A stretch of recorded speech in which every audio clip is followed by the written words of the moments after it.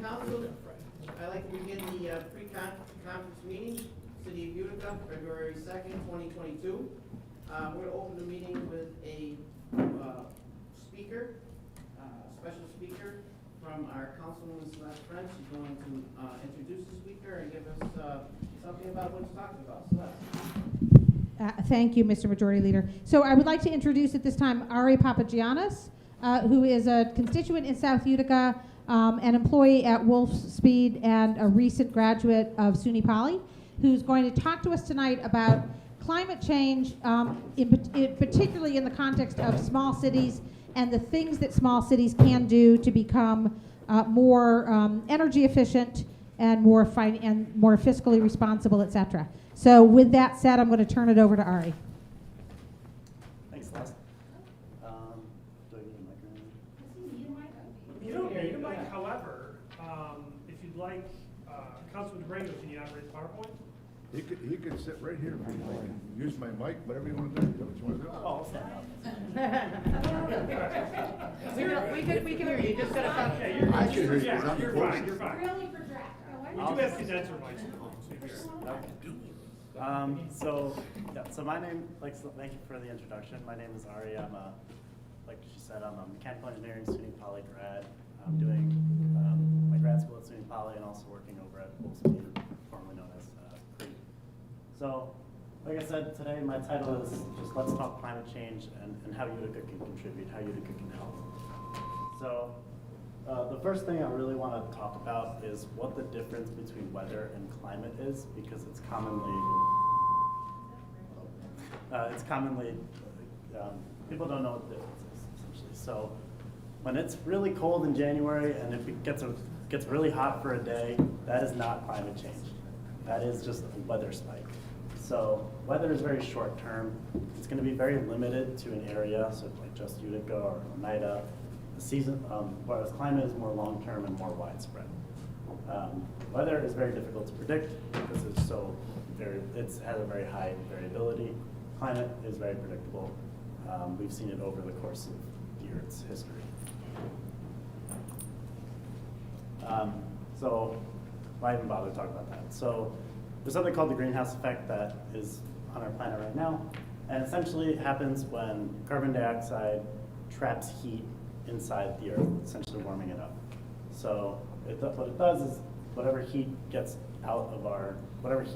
out of our buildings and things like that, usually just go out into space and they go gone. But CO2 traps that in, and so the planet in essence heats up as a result. And also the light from the energy that we get from the sun also helps warm the planet up. So to explain it, I have our first three planets, Mercury, Venus, and Earth. Mercury is the closest, Venus is second, and Earth is the third. And the atmosphere of Mercury has no carbon dioxide in it, very little. I mean, Venus is almost entirely carbon dioxide, 96.5%. Earth has a little bit, 0.04% carbon dioxide. The average temperature of Mercury, 800 degrees Fahrenheit, and it ranges to -279. Mercury is different because it's tidally locked, so one side is always dark, one side is always light. So that's why you see that drastic difference. But in essence, 800 degrees Fahrenheit on the side facing the sun. Venus is hotter. It's 890 degrees Fahrenheit. Despite being almost 3 times the distance, it's still hotter. And that comes from the carbon dioxide trapping that heat. Earth is a little bit farther, and its average temperature is slightly different. So this is a chart I got from Climate Central explaining essentially the correlation between carbon dioxide in parts per million present in an atmosphere and the global temperature.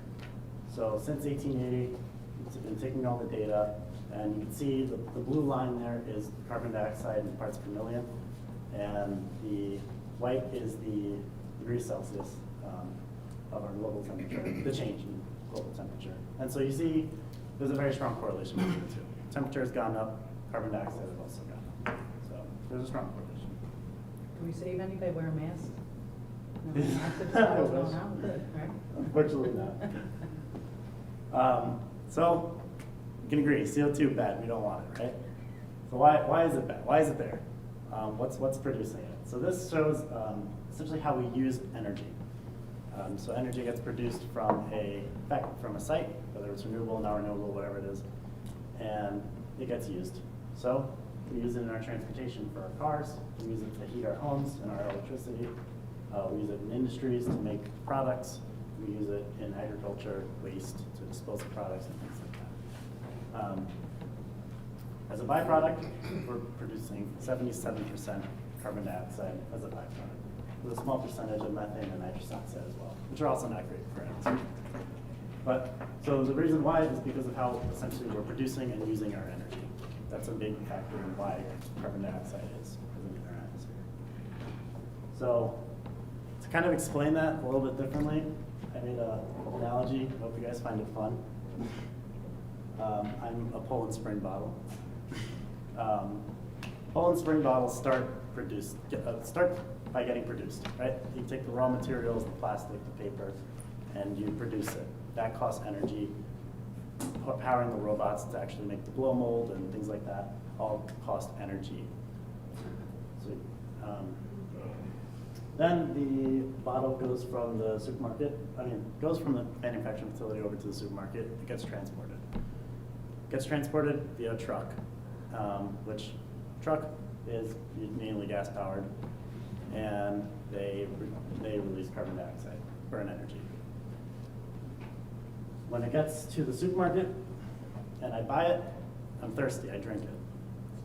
When I drink it, I'm actually moving my arm and actually burning energy to drink the water. And so that, I get my energy from food. I don't know about you guys, but, so again, that's another form of energy source. And then it gets disposed. I recycle it, or some people throw it out. And then in that case, either way, it has to go Recycle. Recycling is the best way, yes. And either way, it does have to go through some processing, and there's energy into that process as well. So, main thing is, and when we use energy, we lose some energy, and that's from this concept called efficiency. So when we lose energy, we lose it to heat.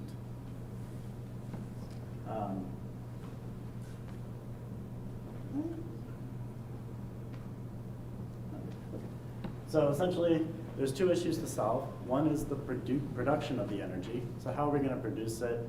Right now, New York is a lot of hydroelectric, a lot of nuclear, which is things that we like, but there's a lot of still of natural gas and coal, which we don't, because that produces carbon dioxide. But city, you guys have very limited control of that. Increased efficiency is the second thing we can solve. So that's reducing the amount of energy that we use every single day. And that, I believe you guys do have a lot more control over, and that's what I'm kind of focusing on in this presentation. So I use the light bulb analogy to try to make it as easy as I could. So essentially the concept of efficiency is using less energy to do all those four things I mentioned earlier: to produce, to transport, to use, and dispose. So I have here a chart with power usage, luminosity, the life of the light bulb, cost of the light bulb, and hazardous material that it's releasing. And I normalized everything to incandescent bulbs, which are pretty basic bulbs. I'm just going to focus on LED here. So if you see 15%, LEDs use 15% of power that incandescents use. So that's drastically less power, so drastically less energy. And you get 114% brighter than incandescent bulbs, so you're using less energy and getting more brightness, which is the point of the light bulb. So that's good. They last 7.5 times longer than incandescents. So when we talk about disposal, energy is burned in disposal. If you have something that lasts longer, there's going to be less to be disposed of. The cost is more, and I'll get to that in a second. And it uses at least less hazardous material. Like CFL bulbs actually release like hazardous gases and X-rays and things like that. So I have an idea. Switch to LEDs. We did it with the city lighting. Yes. Yes. So I know you guys did that. Traffic lights are not LEDs. So that's my analogy here. To start, if let's say we want to change the traffic lights to LEDs, We start by making a commitment. We start by saying, we're gonna do this, we're gonna make this happen. We collect data right now. You can see how much power we're drawing with the bulbs that are in there right now. We can set goals. We say we want to have all the traffic lights LEDs by 2030 or whatever sounds reasonable. Can I ask a quick question there? Have you had any municipality that has actually transferred their traffic lights to LED lights? Some of them already are. Well, I know that inside the They're city, but all- I was just curious to know, because I know that a lot of them are on different, circuit breakers, whatever, they've got to change. So I didn't know if you knew a municipality that went for a full change on all traffic lights with that. I don't know off the top of my head. Okay, all right. But I do No, know that's they right, don't exist. apologize, I was just curious. Okay, so we create the action plan, so we talk about how we're gonna actually make that happen, how we're gonna switch them to LEDs. We implement it, we go and actually hire the people and procure the materials and things like that to make it happen. We evaluate the progress, and then we recognize achievements in the end. So we're just gonna look at how much power we're drawing in the end and see, compare it to the beginning. So, of course, financing comes up. Whenever you talk energy efficiency, there's a lot of costs. It's a very high upfront cost. However, you will typically see returns on investments of less than 5 years. And that is because you do pay a high upfront cost, but when you save all that energy, you're saving money. So a lot of that goes into the ROI. There are low-cost solutions. Lowering your thermostat, we don't need it at 72, we can go to 60, 68 area, things like that. I say caulking and sealing and seams and building envelopes, so that's actually a source of heat leak. So when you caulk and seal those up, you're actually losing less heat. You're losing less heat from your apartments to the inside, so your heater can work more efficiently. And of course, there's higher cost solutions, like an HVAC system replacement to a more efficient system, thicker insulation, which would retain the heat better, and then there are lighting system upgrades like LEDs.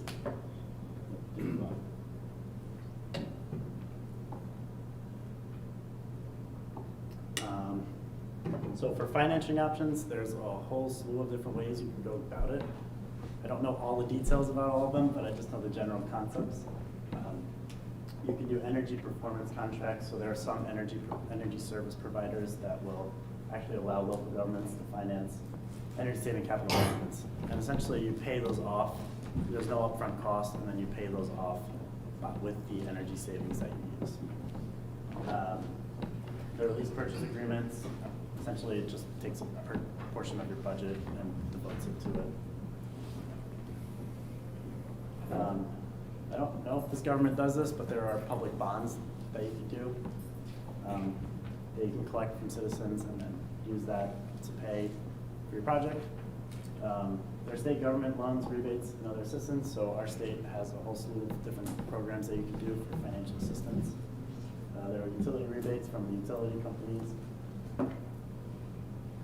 You can put it into your budget. Like I said, you can put it into your operating budget, have a line dedicated to these kinds of projects. I know this infrastructure bill is, I'm confused with this, if it's passed or not, honestly. But I know there could be an allocated amount dedicated to this. You can do revolving loan funds, you can do public benefit funds. This one wouldn't be very popular with constituents, but it would incentivize them to use less energy because it's essentially state mandated funds that are a small kilowatt hour surcharge on people's bills. So when you get your energy bill, it's a small surcharge based on your kilowatt hours, how much power you use. Of course, there are federal tax incentives. I'm sure those will continue to be there and they'll grow.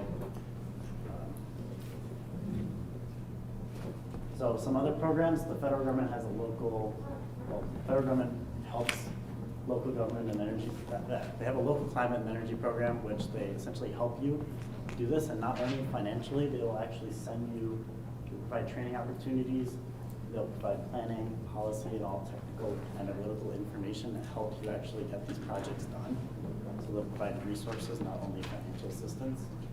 The state has policy as well. So New York State does have one as well.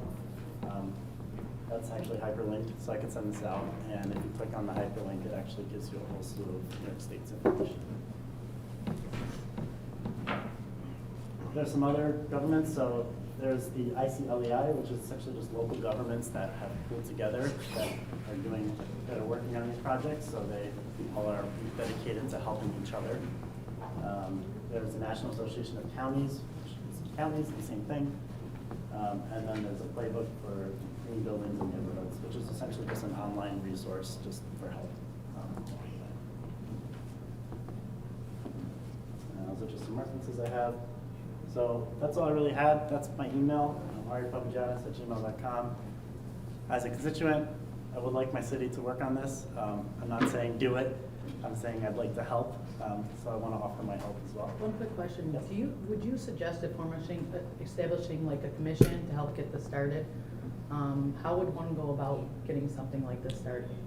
Is it a cooperation between, everybody inside government, or So is it something that like a resolution could be adopted by the council? So what a lot of other local governments will do is they'll dedicate a team specifically made for this. Okay. Whatever legal procedure has to go on. Right, so basically like a commission to figure out what's needed for the Yes. city. And Okay. then there will be a chair that essentially works for the city. That's pretty cool. I'm interested in that. Thank you. Yeah. So last thing I have is to lead by example. We have plenty of other local governments floating around here, New Hartford, Rick Mills, and things like that. If we start now, if we help, maybe we can influence those other governments as well.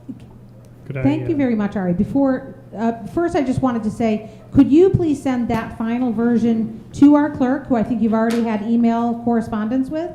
So that, and then clerk, could you send that out to all the council members, so anybody who wants these references and those hyperlinks, et cetera, could have access to them? I would appreciate that. Thank you, Ari. So, Mr. DeBrango pointed out that we've already done this with our streetlights, or most of our streetlights.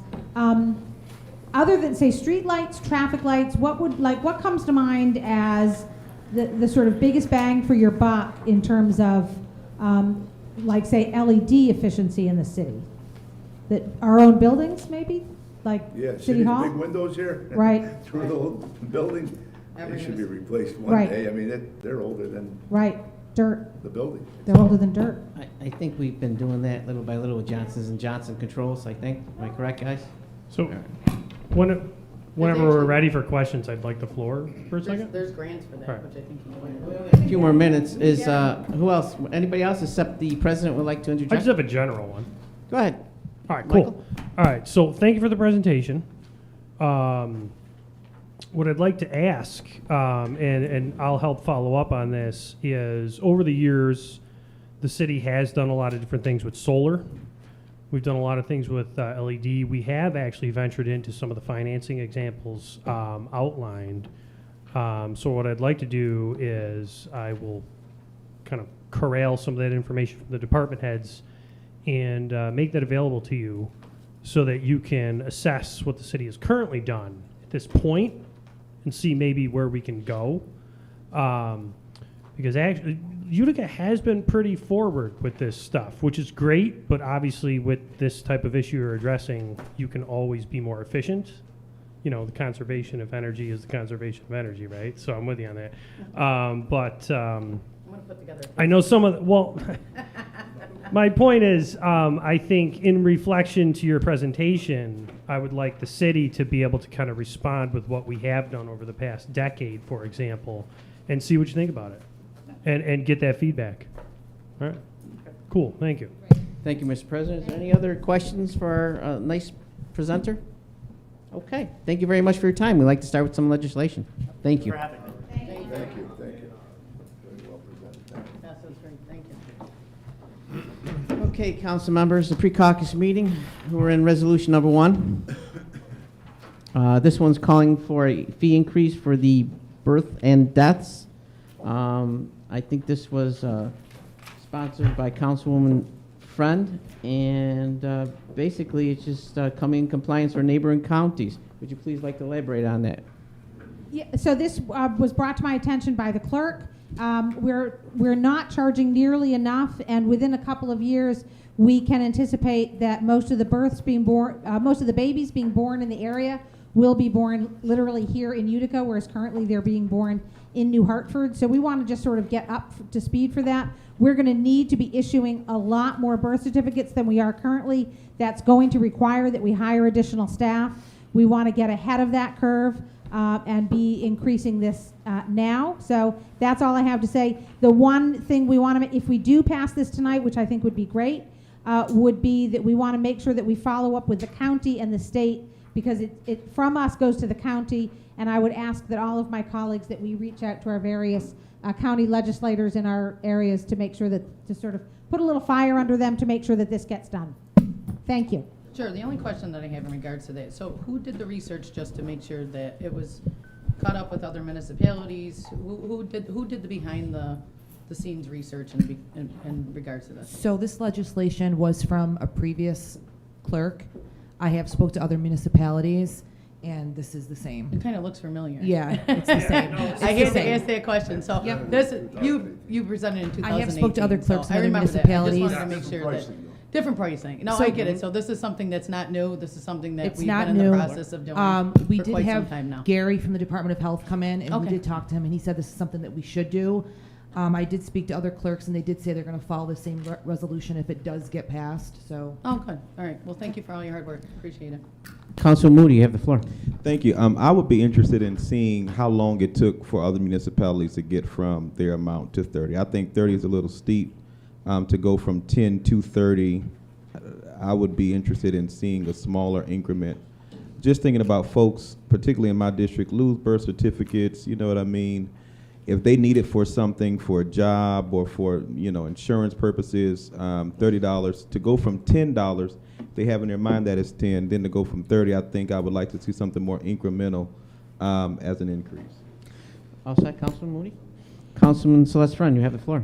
So I just want to say that originally when the clerk brought this to my attention, she had it down as 20.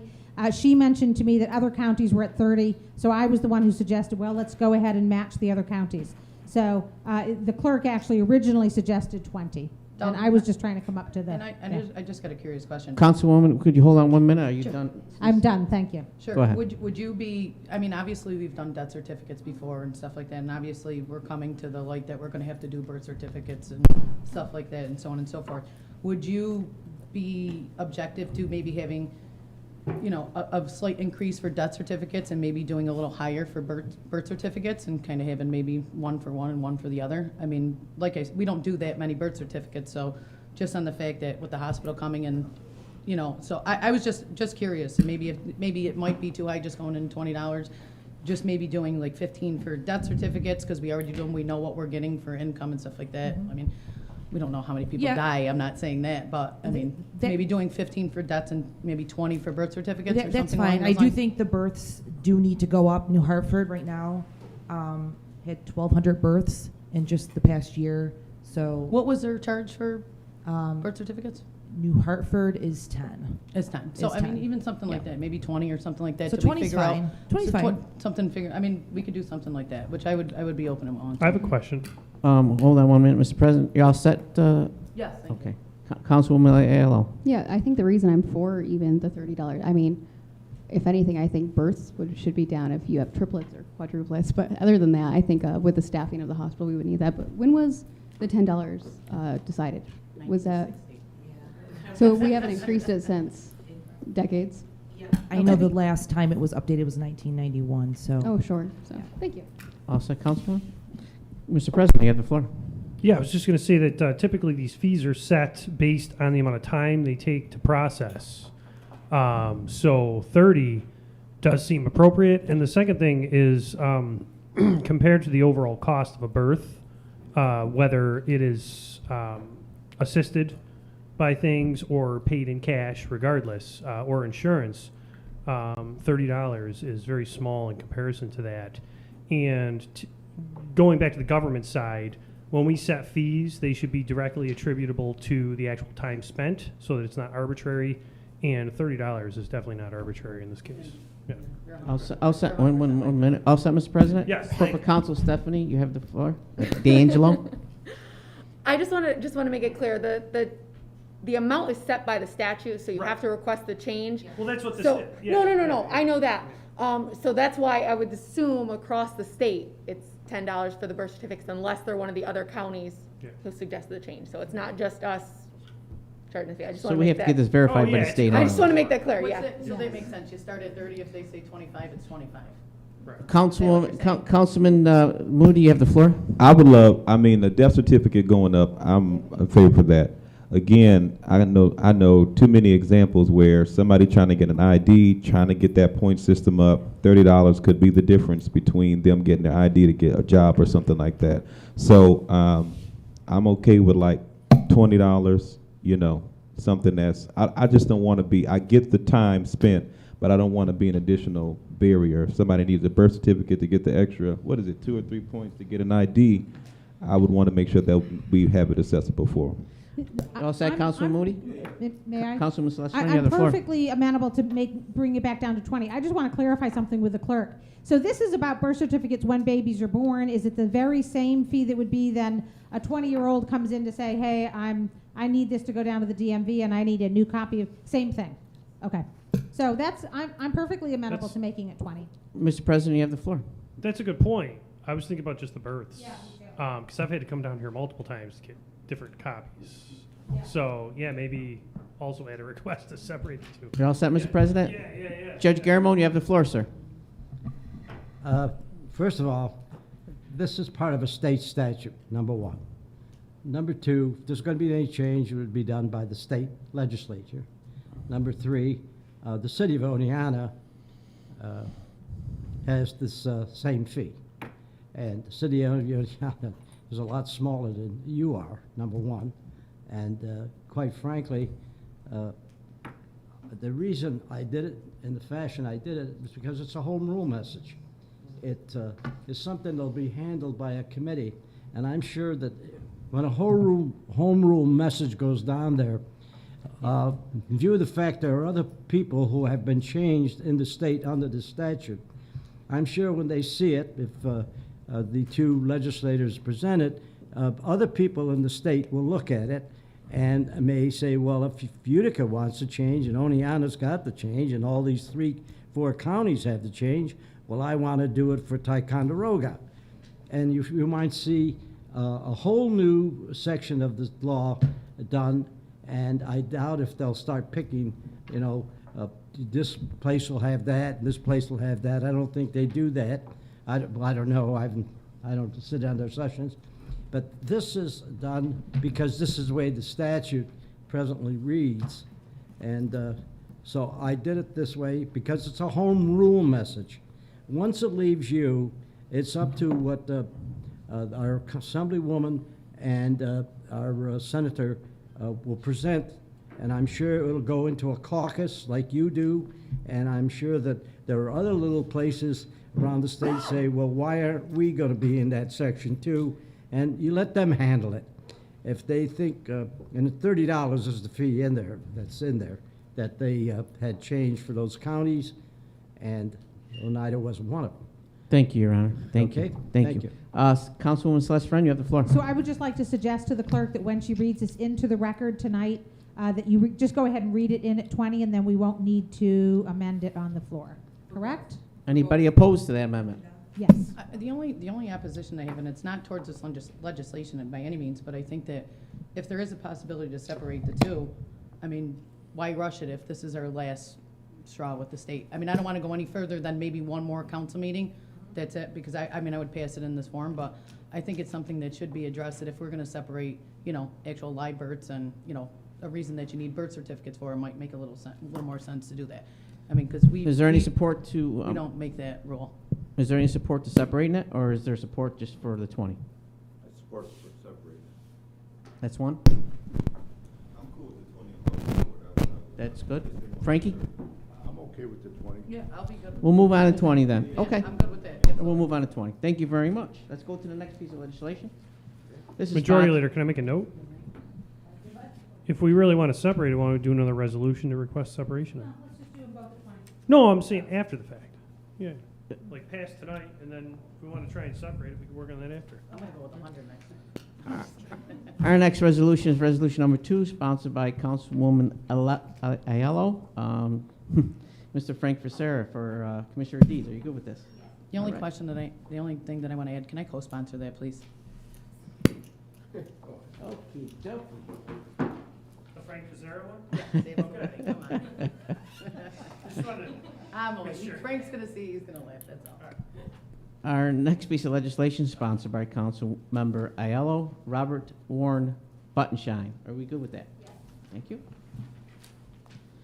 Our next piece of legislation sponsored by Councilwoman Friend, Commissioner Deeds, Terrence Gilbert. Are you good with that? I am, thank you. Our next piece of legislation sponsored by Councilwoman Aiello, Commissioner Deeds, the famous Lucretia Hunt. Are you good with that? How is she not a lifetime commissioner of these? Our next piece of legislation sponsored by Councilwoman Friend, National Grid approving and endorsing Uptown. Oh, this is for the application. Councilwoman Friend, would you like to elaborate on this? So this is just very similar to the, in fact, I kept the language exactly the same. For the Main Street grant that the Uptown applied for, they required a resolution. This grant also requires a resolution. It's a grant that comes from National Grid for the rehabilitation of commercial buildings. And so, and I'd really like to get this done tonight. The $500,000 Main Street grant that Uptown was awarded is a matching funds grant. So they need to raise an additional $500,000 in order to get the full $500,000 that Main Street is offering. And this will count towards that. This will get them almost all the way home. So I'd really like them to get this, and I'd like them to be able to go ahead and complete their application right away. So I would appreciate it if we could pass this tonight. Are there any more discussions on this legislation? Everybody okay with it? Brian, I got a question. Mark, you have the floor. Brian, you there? Tom? Yeah. So, is it only 250 on there, is it like $1 million, or is it 2 million, or, I mean? I'm not familiar with this application, it's not going through our office. So can I ask why why as a Yes. council we're supporting that then? You'd have to ask Councilman Clark. I'm not involved with the application. So the city's endorsing something that they're not involved in? Again, Is it, no, I I'm mean, not there. I know, I'm asking you seriously, like, no, like, help with the application, no process or that? This is a I don't know separate. if National Grid requires the city's support. They I'm re- not familiar with the grant program.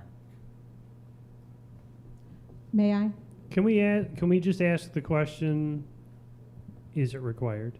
It is required by the granting institution, as far as I know, from Brianna Mahoney. It was similar to the Main Street grant, that they required a resolution from this body, or if the language was something like that.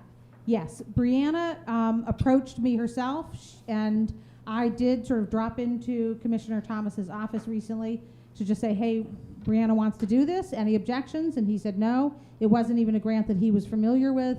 It's something that Brianna found on her own and is pursuing on her own.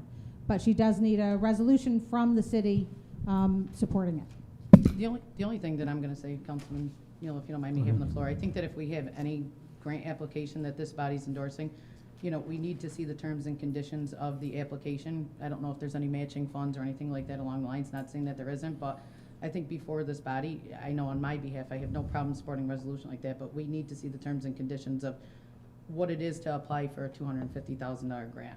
I mean, to see if there's any matching grants. I mean, we're endorsing this on behalf of the city. That would be the only recommendation that I would have, to at least have Brianna, who you talked to come in and have them kind of discuss the terms and conditions of the actual resolution, especially that Commissioner Thomas said that he had no idea. Thank you, Councilman Testa. Yeah. You have the floor, Councilman Moody. Who's the we that should be reviewing the terms and conditions? Because I've supported many resolutions and have yet to see a piece of application come before. Right, but they also don't have terms and conditions that are, especially where a monetary amount are applied to it. There's no funding But from the it's city. not, literally, how much does this paper cost to print? 10 cents? Literally, now I get the fact that it's not going through.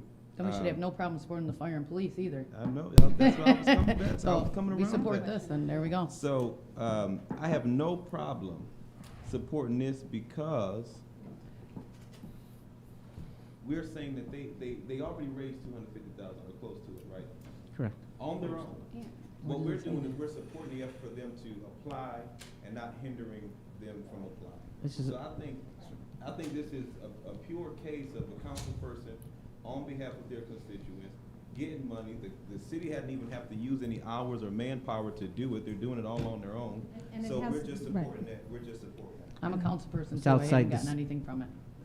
Councilman DeBrang, we have the floor. Yeah, I agree with Councilman Moody here. It's no investment of the city. Absolutely. We've already invested time in getting the other grant for 500,000 okayed.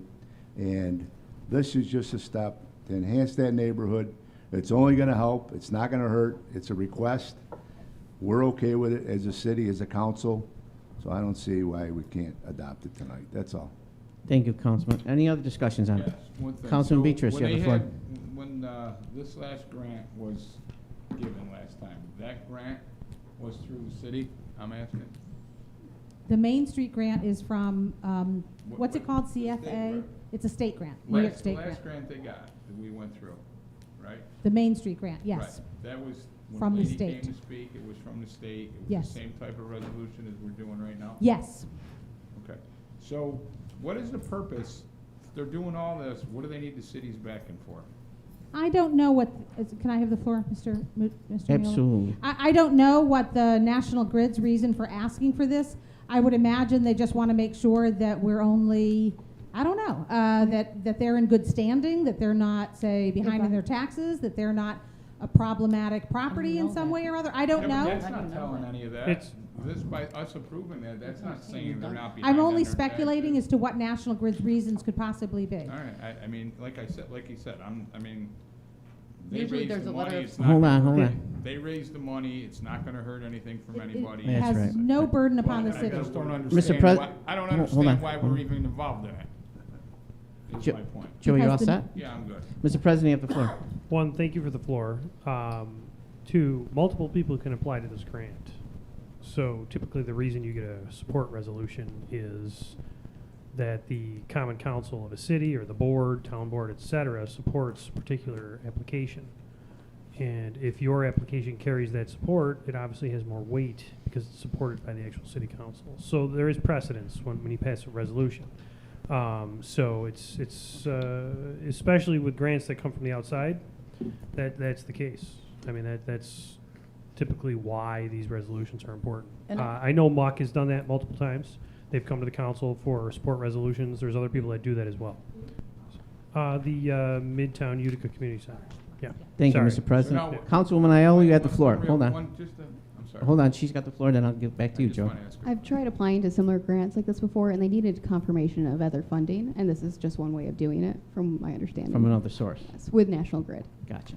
Councilman Yeah. DeBrang, Beatrice, you have the Yeah, floor. so my question is, if in 2 weeks somebody else wants to apply for that grant, because we supported this resolution here, we would not be able to support that other person? There's multi-people I- that could I- apply for the grant. Absolutely. When we approved the Main Street grant, we approved 3 the same night. Okay, You all set, Councilman? yeah, thank All you. set, Councilwoman. Yes, thank you. I We'll just bring have- it to vote. I just have one more question for Go ahead. Commissioner Thomas.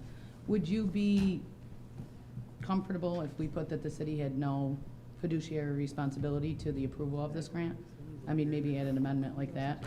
What would be your suggestion for this grant, I guess, so to speak? My if you- suggestion is that No, we go I'm ahead actually and- talking to Commissioner Thomas, Oh, and I'll let you finish, so I'm sorry, I was just kind of asking him, he's been through the grant process before, so I guess, I don't have an issue with waiting, definitely. I don't have an issue with the way it's currently written. Okay, I mean, that would be the only thing that I would suggest, maybe just, say the city supporting this with no financial responsibility, that's all. Thank you, Councilwoman. You all set? Okay, we'll move it then. Thank you very much. Our next piece of legislation is a resolution, number 7, Hanka Guvanovic, Commissioner of Deeds. Grabavika. Go. Grabavika. You know hers, yes. Say it right. Grabavika. Next piece sponsored by Councilwoman Aiello. For here, Garlic. Councilwoman of Deeds. Council. You good? Yes. All right. Next piece. Okay, this is, let me see, if there's any more Commissioner of Deeds here we can get rid of? There's one more at the end. This is Robert Matey. He's another Commissioner of Deeds on Pond Lane. I'm good with that. Our next piece, looks like there's a lot of pieces with this. It's a resolution for lead service lines to replace them throughout the city. Would the council like to put this in committee for further discussion? The only question that I have is we have Richard Morris, who was the lead behind this. He's in the audience. I would appreciate if we gave him some time just to speak on this legislation. I would forward my time as a council person just to kind of give a background to why he, put this, got all Well, this stuff for us together and so on and so We forth. can put in committee, Councilwoman, for further discussion, and Sure. we can have questions and answers later He's on in here. committee. I mean, we just had a presentation. They may have about- other questions I'll later make a on. Let them motion. let your colleagues go through Sure. the legislation first. Sure. So develop some Just like the questions Uptown for him. Theater. That'd be Yep. great. If you don't mind, I would like to No, leave my he's, time if anybody has a problem with it. We can speak to him at the whole committee of the whole. Thank you very much. I Okay. would like to make a motion to have Mr. Morris speak on. There is no motions in the pre-caucus meeting. On the floor. I'm You can have him I'm speak- asking him. you we can have just him had- we speak just on the had a floor. committee meeting. He's also welcome to sign up for public comment. Right. And in But I committee of the don't have whole, the we right can to have, ask him to we speak. can have open You discussions. can make that motion. Thank you. Yeah. So I'll make a motion to you, Later. Councilman Miola. Yeah. All right, Sorry, next piece. Richard. Any pieces coming out of committee of the whole, Councilman? None that I have, so inform me, none that I know of. I actually have a couple that I'd like to bring out. The first is, let's see, ordinance number 9, the ordinance amending the composition of the Bureau of Police to add temporary police officers and investigators.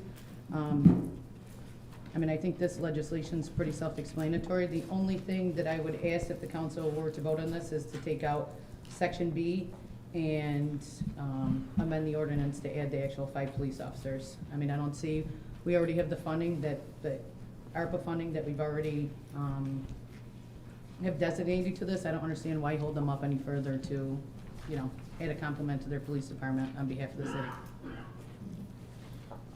Is there any further discussion? Section B, I think that's the one that has to do with the sunset clause. I believe the sunset clause is something that's imperative for any council, even our future council, especially when it has to do with finances. To burden and to infringe on any future council's franchise would be absolutely counterproductive. And we don't know what's going to happen, how long is this, 3 years from now? 5 years from now? We don't know what kind of financial condition the city's going to be in. So at this time, the chief, I believe that the chief sent us a well-deserved accreditations from start to finish. Chief, I believe in 2012 you stood on a podium and you were quite mad at me. I know you were. And I respect you very much for all hard you fought. But we did cut the police department tremendously. And because of your management skills, you kept us safe. And I That's what was just appreciate gonna that ask very this much. before, the way the Very much, legislation sir. turned. But the table's open for additional discussions with the sunset clause.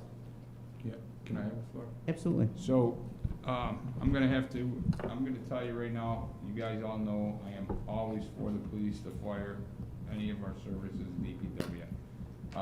To me, our hospital, we've always talked, since the hospital's gonna be open, we're gonna need more manpower, we're gonna need more police officers. With this sunset clause in there, basically does absolutely nothing. In 5 years, our number's gonna be the same as it is now. And again, I know I keep stating it every time I'm here, okay? I'm not even really happy that we're using ARPA money to pay for salaries. We should be using that money to buy things, take care of things that we haven't taken care of in the last 25 years. So I'm all for increasing police. You guys all know what I think. You should be in police, and you should increase 2, or 3, and 3 over the next couple years. That takes the strain off the city financially. Obviously, that's not what's here. So I will support this if the sunshine clause is out of it, or the I like sunshine better. Sunset clause is out of it. I will support it. Other than that, at this time, I'm not supporting that, because to me, it doesn't do anything. Sure. At the end of the day, we're at the same amount of police officers we are right now, and we need to grow our force. So that's all I have to say. Councilman DeBrango, you have the floor. Thank you. First, it doesn't say that we are gonna pay for it through ARPA, right on this piece here. So it doesn't say anything. We're just increasing. It could cost us money right now. So without ARPA funds, it doesn't say it on this ordinance. So that's the first thing. So, and if we are gonna use the ARPA funds, how much is it going to cost us? How much funding is it gonna be out of the 27 million we have left? 2 million, 5 million, 4 million over the course of 5 years? Hold on 1 minute. Frankie, you all set with your questions? Because we can get them answered. Yeah, that's the one question. And the other thing is, I think we should talk with the chief and see if this is fine as far as the sunset, if that's what they want to do. Is this just to combat gun violence, and then hopefully it'll be taken care of? But the other thing is, at the end of this, the 5 years, or whatever it may be, the council will have the option, maybe, to add 5 members if they want to at that time, 5 members to the force if it's affordable. So, I don't know, I'm caught in between here, but I'd like to see something to say with the funds on this piece of legislation, how we're gonna fund it. Okay, I guess your first question is how are we going to fund it? I think we had a prior legislation that we already voted on, a resolution from the AIM, maybe I'm wrong, but Heather, you have the floor. Thank you. The first thing I want to address is 5 years. I don't know where 5 years is coming from. It's not in the legislation. I don't know if you're referring perhaps to the state grant. I don't. It's actually 2024. Right. It's only for 3 years. Okay. It's 3 years? Oh. Yeah. And it's simply a function of, for the most part, there's some exceptions, we need to use the ARPA funding by the end of 2024. I did prepare this. This is simply a repeat of what we saw 2 weeks ago, other than I had missed the dental, so the dental's in there. That one was with 12. This one is reduced for 5, with 2 police cars and then gas and repairs on that. As you also will see, along with when the mayor proposed this, part of this was also the police reform portion of it, and the importance of pulling that all as a project together.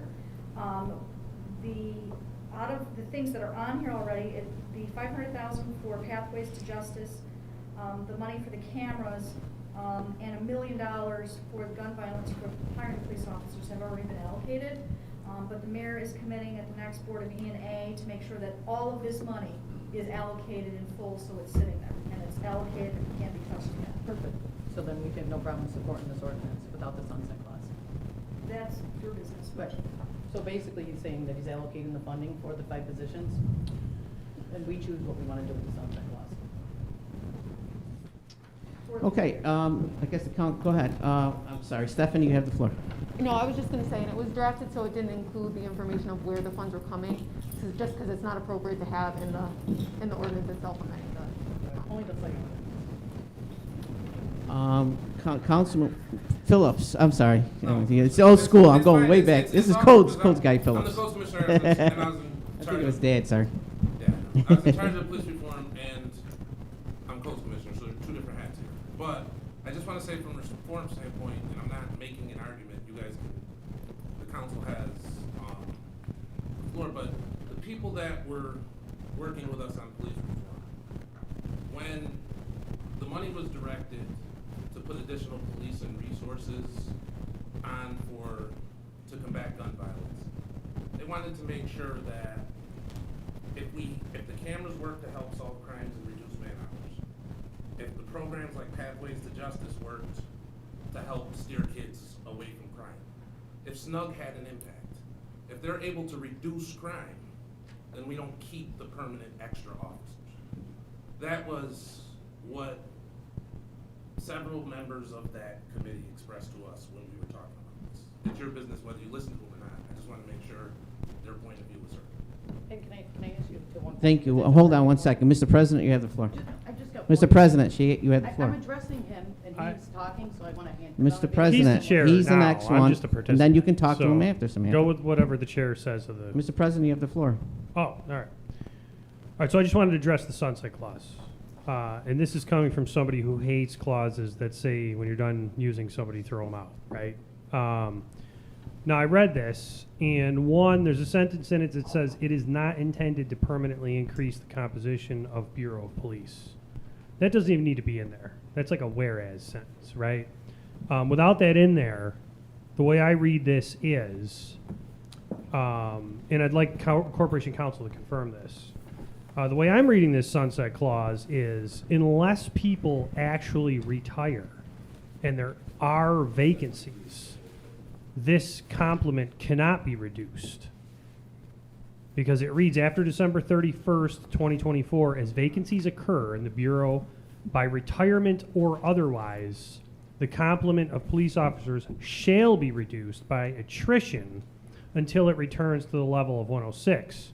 So does that basically mean no one can be fired? Correct. That is correct.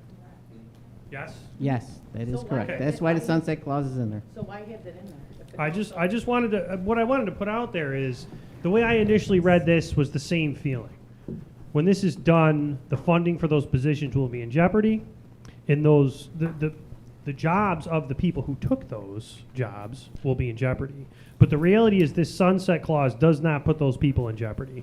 And this sunset clause, hang on, because I'll be done in 2 seconds. And this sunset clause does not preclude the council from making the additional people permanent after the fact.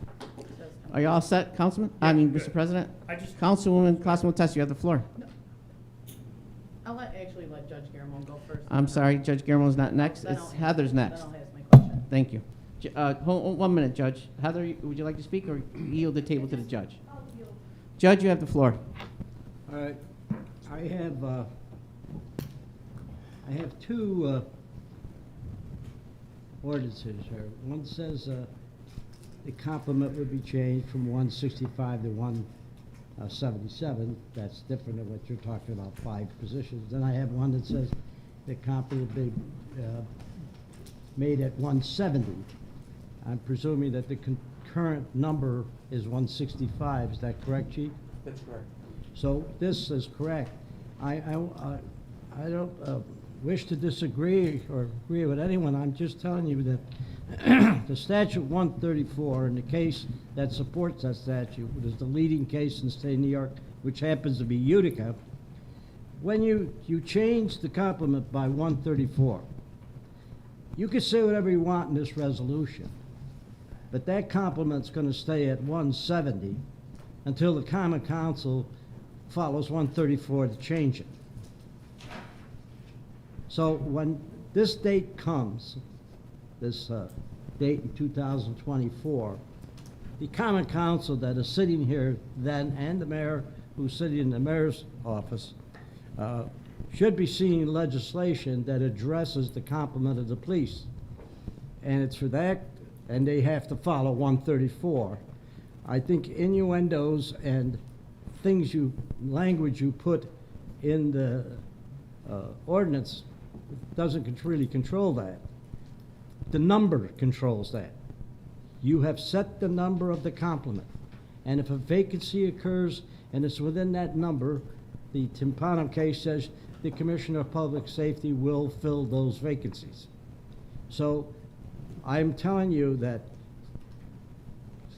you could pass this, but in 2024, something will be presented to that council, whoever they may be at that time, and they will have to make the decision about whether the attrition, the budget, the status of the financial situation of the city of Utica then will support the number, because the complement of the police department, if you adopt this ordinance, is 170.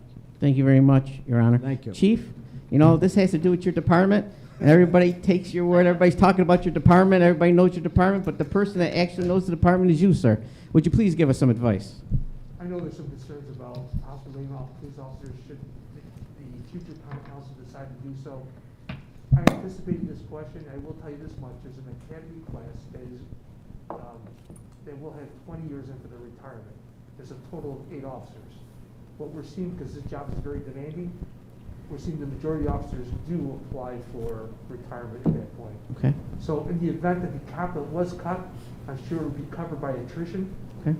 As far as the the legislation, whether it includes a sunset clause or not, is my understanding the common council always has control of the complement. If you come to the table and ask for more position, absolutely. Yes. Absolutely. So you're good with that then? I'm good either way. I prefer not to have it in there, but because of the fact that you always have control of the complement. Understood, Chief. Councilwoman Costa, you have the floor. Sure. And a couple of things that have really came to light over the past few weeks in regards to compliments and so on and so forth. Back in 2011, legislation was presented to us of what the Common Council in 2011 passed. And what they did was they passed a SAFER grant, and they also passed the ordinance with the SAFER grant. I had gotten on the council in 2012 with no understanding. I'm actually finding this out 10 years later of what actually happened. So, I mean, to me, that's quite concerning. I think by doing this and even attaching resolutions, so on and so forth, that, you know, letting the future council know that if there is, you know, issues coming in near future budgets, that, you know, you do have this opportunity to, that's your adjustment. With that said, there's a couple of things that I have a question, and maybe the corporation council can answer. With the ordinance to amend the composition of the Bureau of the Police, in the title of it, and I have to disagree with Mike on this, it says to add temporary positions. So right off the bat, it tells me that these positions are temporary. No matter what Section B says, it says it right in the title. Well, I was suggesting modifying that so you're more comfortable with it. I That was my agree, point. and that's Yeah, all I'm saying. that's why I Is pointed that, that was, I don't think, the intent of this legislation. I think the intent was actually temporary, whether, you know, what the interpretation of that line be, which that's why, to me, it should be taken right out. And obviously, this is an ordinance. With that said, I'm just curious to know how we pass a resolution to, you know, to apply for grants and to, you know, have grants going for a SAFER grant, you know, for the Bureau of the Fire Department, but yet we're not requesting the mayor to apply ARPA funds for the ordinance of the police and fire. With that said, I have no problem passing a resolution, or excuse me, passing this ordinance, striking line B out, and obviously 3 years from now, if you want to generate a letter that says, you know, you have the opportunity to take that, but I think that everyone that comes into this position knows what their position is on the complement of the fire and police department. And this legislation was actually given by the mayor, so I don't even understand what the problem is other than the sunset clause of adding the police department to the actual complement is. So, I mean, maybe somebody can explain that, but I mean, to me, there's a lot of stuff that's not making sense these past few weeks that's been presented to me. So, that's Is there anything else, Councilwoman? Stephanie, did you want to say something? I was just going to add, so if you're going to strike Section B, you can take out that it's temporary, but if you're going to leave the sunset clause in, I would keep the temporary in the title. Perfect. Just to be consistent, if you're going to remove it, that's fine. As far as the differences between the fire complement and the police complement, we're kind of comparing apples and oranges, so I don't really want to get into that. I think we've already had that discussion, and we've had it multiple times. Just how we're comparing apples and oranges, because I'm still confused, because I still haven't received anything of why a We'd like to, resolution is needed. Councilwoman, we'd like to stay on point. This is the police but you department. mentioned it. It's There apples would and be, oranges. So if you could additional. explain to me why it's apples and oranges, I might be able to understand this a little better than I am now. Stephanie, would you like to, we only have a few more minutes. Is there able to give me the clarify apples within a and few give me more the minutes? I'm not. I mean, I think we've had You a wanna do number of another meeting? discussions in the last few weeks on this, and Very good. I think the We're all set. administration has said all they need to say. Councilman Moody, would like to sum it up. I think that the council should not take lightly the wonderful description that Commissioner Phillips gave. He was in the room with those meetings, as was I, for the police reform. This legislation came as a package. There was major concern among those in the police reform about over-policing, as we've heard those conversations nationally. The attrition was not some boogeyman deal. It was as a compromise with people in the room who have had issues of over-policing in their perception, to say that we will increase the complement because we need to tackle gun violence, but we will have this in here for a means for if programming was working, the SNUG grant that we are looking to now have to become a SNUG community. So we wanted to position those finances, as was the conversation then, not to put it in police salaries or officers, but to get toward more programming. That was a lot of the committees. We don't need more officers. We need more programming. Listening to the chief, they themselves becoming informed of the need of officers on the street. This is how we got to where we are. So I am in favor of this because in 5 years, or in a few years, if we can say we want to adjust finances from here to more programming, maybe putting it into ourselves hiring a mental health person within the department, or maybe increasing some of the stuff with justice pathways, we have the ability to do that. All set, Councilman?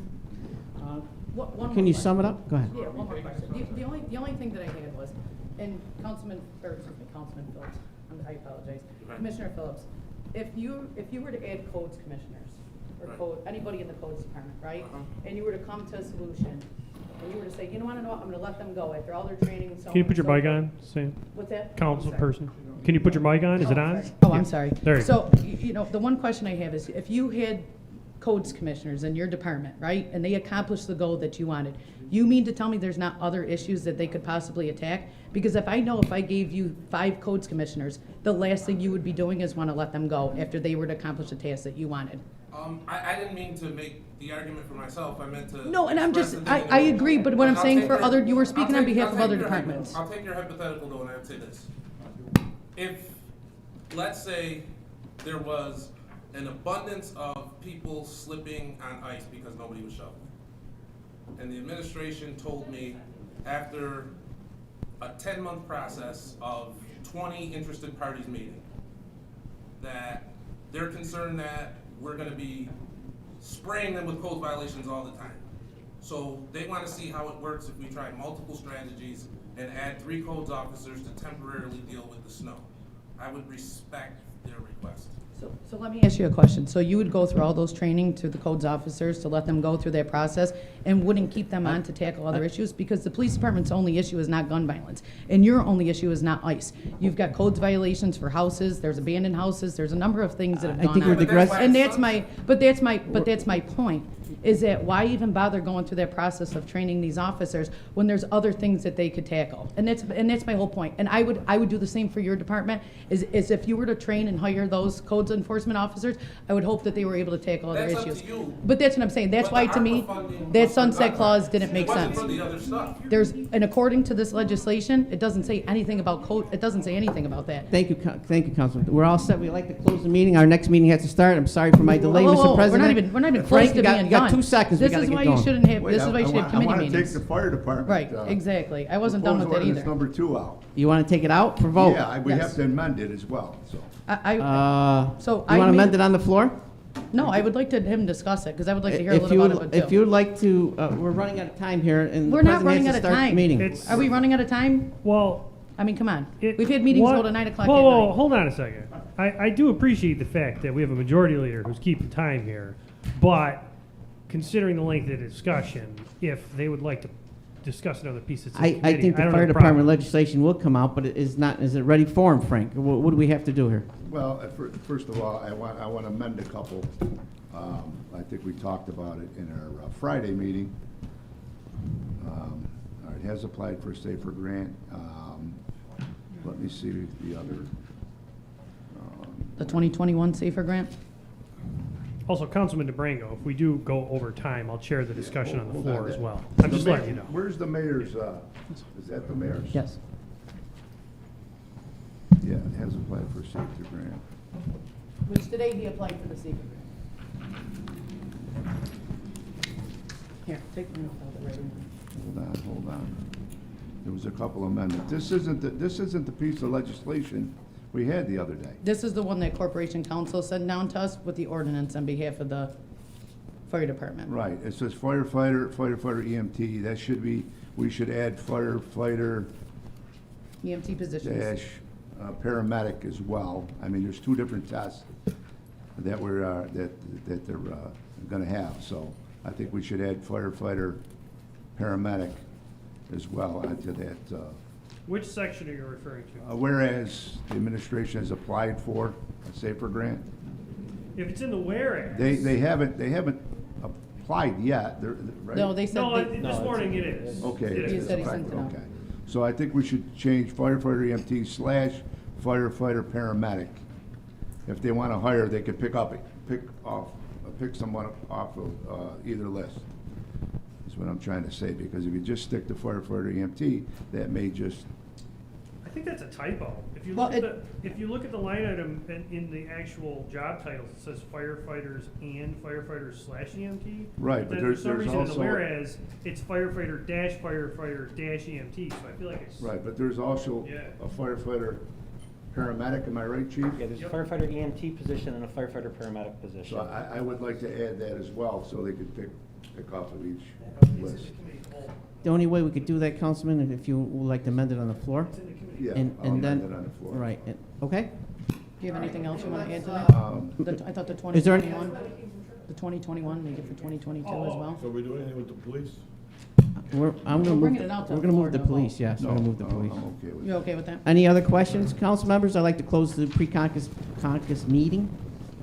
Are we good? We want a 5-minute break, Mr. President? yes. Please. 7:10. Thank you.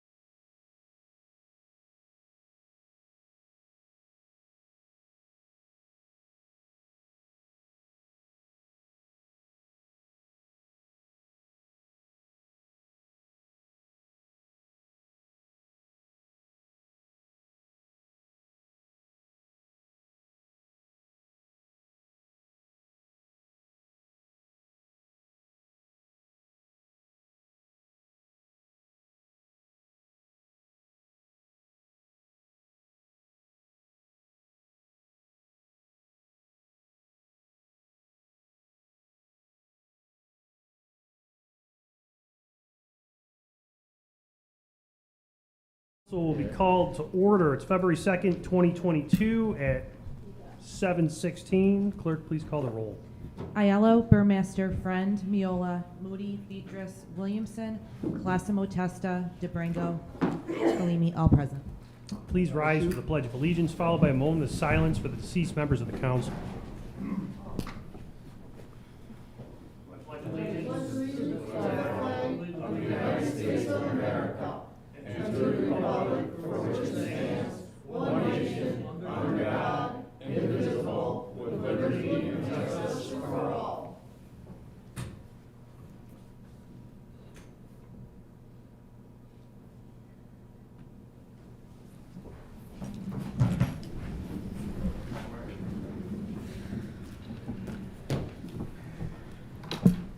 First order of business this evening is the minutes, and actually we have two sets of minutes.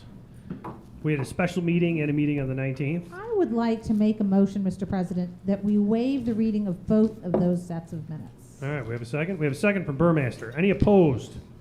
I kind of want to hear it. You want to hear it? We could I got 'em right here. Honestly, maybe All right. we should to kind of refresh everybody's All right, memory. we're good. We're good. All right, they've been waived. There was only one technically opposed out of comedic spite. All right. The minutes were posted to Eco 360 for the public and the council to view, and they've now been accepted.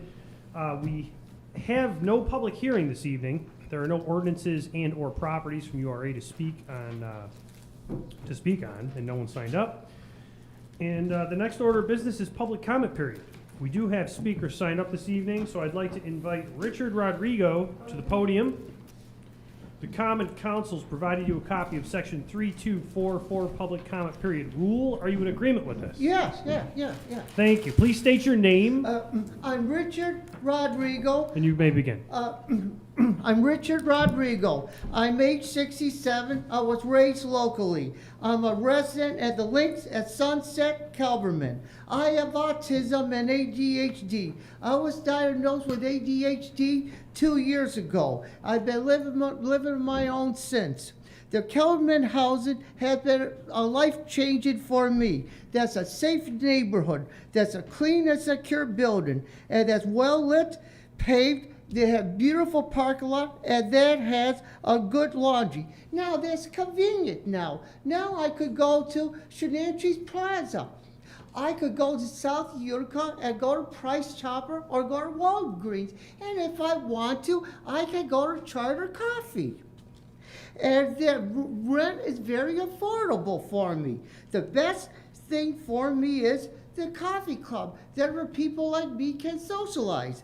And they're teaching me how to cook. I just made spaghetti and meatballs for the first time in my life. And I want to thank the Common Council for voting for the Kelberman. Thank you very much. Thank you very much. Thank you for coming. Ale LaSalle. The Common Council has provided you a copy of Section 3244 Public Comment Period Rule. Are you in agreement with this? Or no, will you abide by it, Al?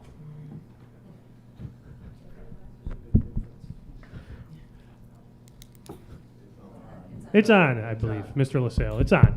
Yes, absolutely. No, he's good. Please state your name and you may begin. Yes, I read the paper here. I agree. All right, thank you. Some of you will remember me by my voice. It's been so long since we've been here. Last time I was here, I was telling Chief Williams, my hair was dark. Now it's platinum. He had hair. Leave it at that. We had a good year of 2022, and we're going to have a better year of 2023.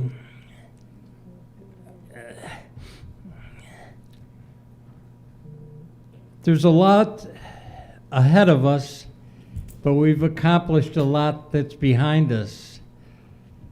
I want to say thank you to each and every one of you on the council. You kept us going, kept us informed, did a hell of a, did a heck of a job through the hard times that we were having. Now, we should be able to accomplish a lot more. We have some new council people. We got 3 pretty girls on the council now. We only had, what are you laughing at, Frankie? Beatrice looks Yeah, great. are you laughing at these girls Continue because I to said they're address- pretty? Mr. LaSalle, it's all good. Please address the chair. Thank you. All right. As you were saying. I don't know what he said. I can't hear him. All right, as you were saying. New council members.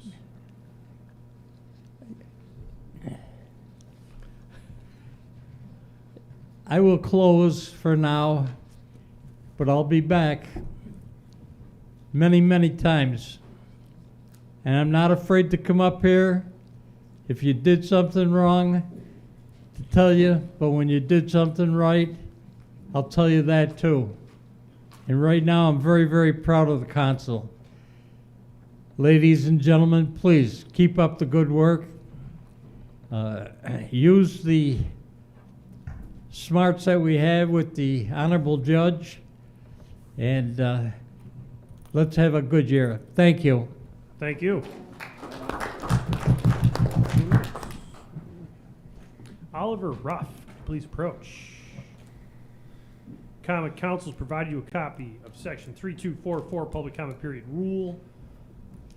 Are you in agreement with this? Yes, sir. All right, state your name, you may begin. My name is Oliver Ruff. I've been here many times. You guys recognize me. All right, so the new Congress districts came out, and I think they're fascinating. We are in a very different place now because, you know, I read a comment about how, you know, we're kind of joined at the hip with Rome and upstate, with the Adirondacks being like right there. And here we're in a district that is practically downstate. And I think that's the upside. We're practically downstate, and that's kind of new. If that stands, I mean, I don't think it should because it's not natural. We're not really downstate. But if that district holds that we're going to be part of, we're going to be such an afterthought in that district because there's no way that people downstate are going to look up to Utica and be like, oh, let's go there. That's not going to happen. So a lot of the money is going to shuffle down to that. You know, we were talking about the Hudson River. It's a very long distance away. So, in any case, recommendation here. Let's try and go for destination recreation. Murnane Field, I don't think it looks good. I think it looks bad. And we could take that field and take, like, you know the Adirondack chair? You know how comfortable that is? It's awesome, right? Well, let's design a baseball park around that kind of aesthetic, and we'll put in a green monster, and we'll be a place of destination baseball because Cooperstown is going to be in our district. And if that's the case, then we need to go all out and all in on baseball. And then there's this other place that's right by, you know where Shenatries is? Right across from Shenatries, there's that big open field with the barbed wire fence. It's right in the middle of our city. Let's put a very large, very warm 50-meter pool indoors, nice, right? So something in the winter where you can go where it's nice, it's like 80 degrees, you get in and it's like, That my entire life, it's been barbed wire my entire life. I would like to see an aquatic center or something good there. Let's be a destination. And so let's identify a couple projects that we can do that a congressperson will say, okay, let's do that. So let's just be prepared for that new Congress district that we're going to have. And you know what? Claudia Tenney has done an incredible job, and everybody in her office works incredibly hard, and we got a lot to be proud of in the work that she's done. And I couldn't be more impressed, so I hope she wins. And we'll be lucky if we get her again. Let's see if I got anything else. 1 second. Congratulations, Canada. The Freedom Revolution, the truckers are going to save us. And this is really good because remember, Albany only takes money from us. Okay, they don't really bail us out with well, the 300 million was nice, but that was long ago. That was like 2013. We need billions of dollars, so we need to focus more on Canada. That's our natural. We're more upstate. No one downstate's going to give a damn about us. So we need to do is say, hey, Canada, there's the Italian festival in East Utica. What's that called? St. Cosmos and Damian. Yeah, let's pump that up. And I typically don't interrupt, but you know what killed the St. Cosmos and Damian Festival attendance? The new passport requirements. Yeah, let's get rid of that. We don't need it. COVID No, is going to serious. be coming to an end because what happens is it starts really powerful, and then over time it changes, it modifies, it evolves, it gets weaker and weaker and weaker. We have a good amount of health to look forward to. The COVID thing is not going to be as big a problem going forward because everybody got it, and they got it a little bit. So we're going to have immunity for a very long time. And so the COVID thing is really going to be coming to an end. So the masks, done. Trust me, you want to take something that's really dirty and put it right on your face multiple times a day, that is called periodontal disease. You don't want that. All right, that's it. All right, thank you very much. A lot of good ideas in there. It's good. Brianna Mahoney, if you could please come forward. Thank you.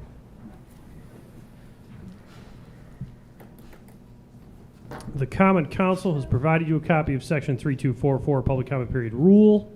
Are you in agreement with this? Yes. State your I name am. for the record, and you may begin. Hi, I'm Brianna Mahoney. I'm with the Uptown Theater. I'm here to request your support for the resolution tonight so that our organization, Uptown Theater for Creative Arts, can apply for a grant with National Grid. This resolution is part of a standard application package, and it's a requirement in order to apply. It's only asking that you are okay with us applying. It doesn't otherwise commit you to anything or exclude anyone else from applying. You might remember I was here about 8 months ago in this very spot asking for your support of a resolution so we could apply for New York Main Street grant. That application was successful, and we were awarded the full $500,000 that we asked for. And if you're not too familiar with how the grant works, maybe you are, but in order to get all $500,000, we also need to raise $500,000 in matching funding. So in order to make sure we don't leave any of that money on the table, we're in kind of a race to make sure we can get all the other funding we need. We have a gap of about $200,000 that we're closing in on, and I feel confident that we will do that. And if we're able to get this grant of $250,000 from National Grid, we'll be good, and we can just keep moving forward. Of course, there's no guarantees, but we'd like the chance to apply. And I would really appreciate your support in doing that. We're doing some really great things at the Uptown, and it's been a year of really terrific momentum, especially in the latter half of 2021, and I want to thank Councilwoman Friend for her support. She's been a really fantastic advocate, and we are definitely vying for title of like neediest constituents lately because we have so much going on, but she always comes through and helps us out. And I also want to thank Brian Thomas and the fantastic people in his office for all of their help and guidance in securing CDBG funding and ARPA funding, all of which is moving us along. It takes a lot of pieces. It's a very big pie. There's a lot of slices, but it's all coming together, and I really want to make sure it keeps moving forward. So I would appreciate your support for this resolution tonight. Thank you. Thank you. Richard Morris. The Common Council has provided you a copy of Section 3244 Public Comment Period Rule. Are you in agreement with this?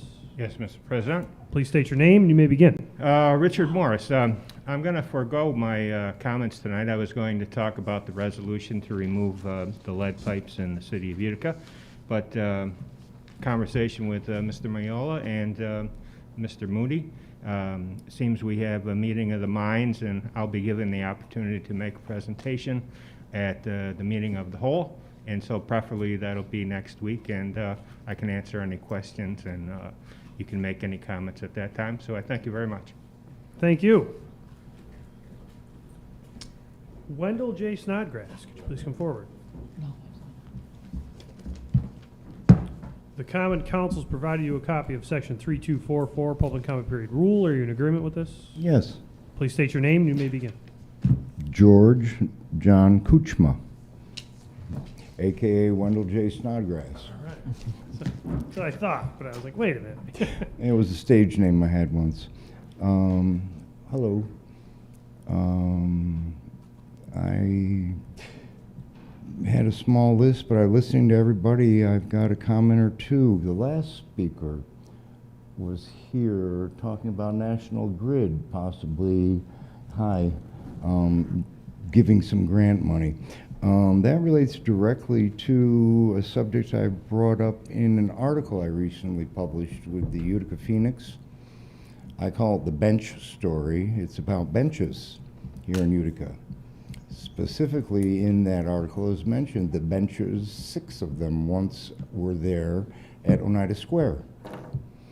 And there's a nice gold plaque there, and the big title of the funder of that project was National Grid, who spent money to have a nicely designed by a professional landscape architect city space within that circle square at Oneida. What happened to the benches? There's an article, you can Google my name, skip past the erroneous, and find that article online. There was also copies here of it. It was in the December issue. Title of that article is The People Are the Politicians, Whose Voice Matters, and subtitle, What Happened to the Benches? While we're on the subject, before I go anywhere, Nurses Park, next to Planned Parenthood on Genesee Street. There were 3, there are none. Benches. I go to the veterans, I volunteer quite a bit over there, the Veterans Center. We have a little slogan, we fought in the trenches for those benches, where's our benches? My good friend, who's a disabled vet, he's 70-something, had to once walk to his landlord's office to pay the rent. Took him an hour, no place to sit down. Where's the benches? The crux of that article is there is a bench now on Genesee Street next to the Golden Triangle right by the vet center. Was put there, 2 business people, after they heard my story, have a bench there. It's cabled so no one can steal it. Okay? That's one issue. The other one, I don't want to get into a bunch of stuff. You guys got a whole meeting to go to. Town council meeting, the federal. Yeah, I totaled it up in that article, if you read, over $100,000 of not Utica money, no, National Grid's money. They paid for the benches. Let's go to someone wanted to put a pool in. How nice. There's a park called Martin Luther King Park over on South and West. Kids play basketball there, and there's a fountain, drinking fountain. Never been turned on. I don't know how rusty those pipes are, but when you talk about water, kids go there and play. Okay? And how come the water fountain isn't hooked up in the summertime? I don't know. These are the questions. You guys have answers. I don't. I don't have any. Please allow Chip the Roshan? speaker to continue. Thank you. You can't hear me? I'm sorry. Oops. Just address the chair. Mr. LaSalle, just let the speaker continue, and you have a few more moments. Mr. Another Snodgrass. moment. Thank you. Yeah, at Martin Luther King Park, as long as we're talking about it, there was a pavilion in place. Another public space was designed professionally, and a pavilion was removed last year, year before. I don't know, read the article I wrote. I did my research on it. That was $26,000 plus the cost, plus the removal. There's $80,000 right there that went where? Has somebody got a new pavilion in their backyard? I don't know. Thank you. Thank you. That is the last speaker this evening. Public comment period is now closed. We don't have any council guests, although everyone is a guest in the audience. Communications from the mayors. We do have a message from the mayor. February 2nd, 2022, Mayor Robert Palmieri, mayor's message to the Common Council. For those in the audience, this is the mayor's words. I am reading the mayor's message to the Common Council. Due to the forecast of rain tonight and snow tomorrow, the city was proactive and declared a snow emergency that will go into effect tomorrow, Thursday, February 3rd at 10 p.m. and will remain in effect until further notice. Last week, the administration announced a budget surplus for fiscal year 2020-2021. This marks the city's 9th consecutive surplus, which has increased our unreserved fund balance to $11 million, its highest level in decades. While this is not at the level recommended by the Government Finance Officers Association, the city has made tremendous progress in rebuilding its reserves. I will be delivering my proposed budget for FY 2022-2023 to the Board of Estimate and Apportionment on Monday, February 7th at 3:30 in the Common Council chambers. As Chief Williams and I are beginning the interview process for new police hires, I respectfully request the legislation to increase the police complement by 5 be passed tonight, as it will be a tremendous help to provide clarity during the interview process. In support of the resolution the council passed last week regarding the fire department's complement and the SAFER grant application, the city officially submitted its SAFER grant application for 8 firefighters this afternoon. The administration has been active in addressing stormwater and flooding issues. Our team meets monthly to evaluate, approve, implement, and review projects to curtail the impact of flooding. This is an important issue which we cannot solve alone, as we need to work collaboratively with neighboring municipalities. The city has established a productive working relationship with New Hartford to limit flooding in South Utica. Similarly, the city recently met with officials from Deerfield and will be pursuing a joint application for funding to reduce flooding in North Utica. There are 2 issues pertaining to the Codes Department I wanted to bring to the council's attention. For those of you tuning into YouTube, this is the mayor's message to the council. The first issue is the moratorium on neighborhood retail, convenience stores, and smoke shops, which is scheduled to expire on April 21st, 2022. It is important the council is aware of this, as the Codes Department will resume issuing permits for licenses for these establishments upon the expiration of the moratorium. If the council wishes to present legislation before the expiration date to address this issue, the administration will provide any requested information and do its best to give input on the matter. For the council's awareness, the Codes Department has begun to implement licensing for existing convenience stores and smoke shops as of January 1st. The second issue pertains to dumpsters in the city. Many dumpsters serve commercial businesses and buildings that deploy important public services. However, as the city has grown and more buildings have neighboring businesses, the Codes Department is receiving more complaints about dumpsters and the lack of compliance. The compliance generally involves dumpsters located in the right-of-way areas, not being enclosed by 3 solid sides, and a gate and or not being 100 feet away from residential property.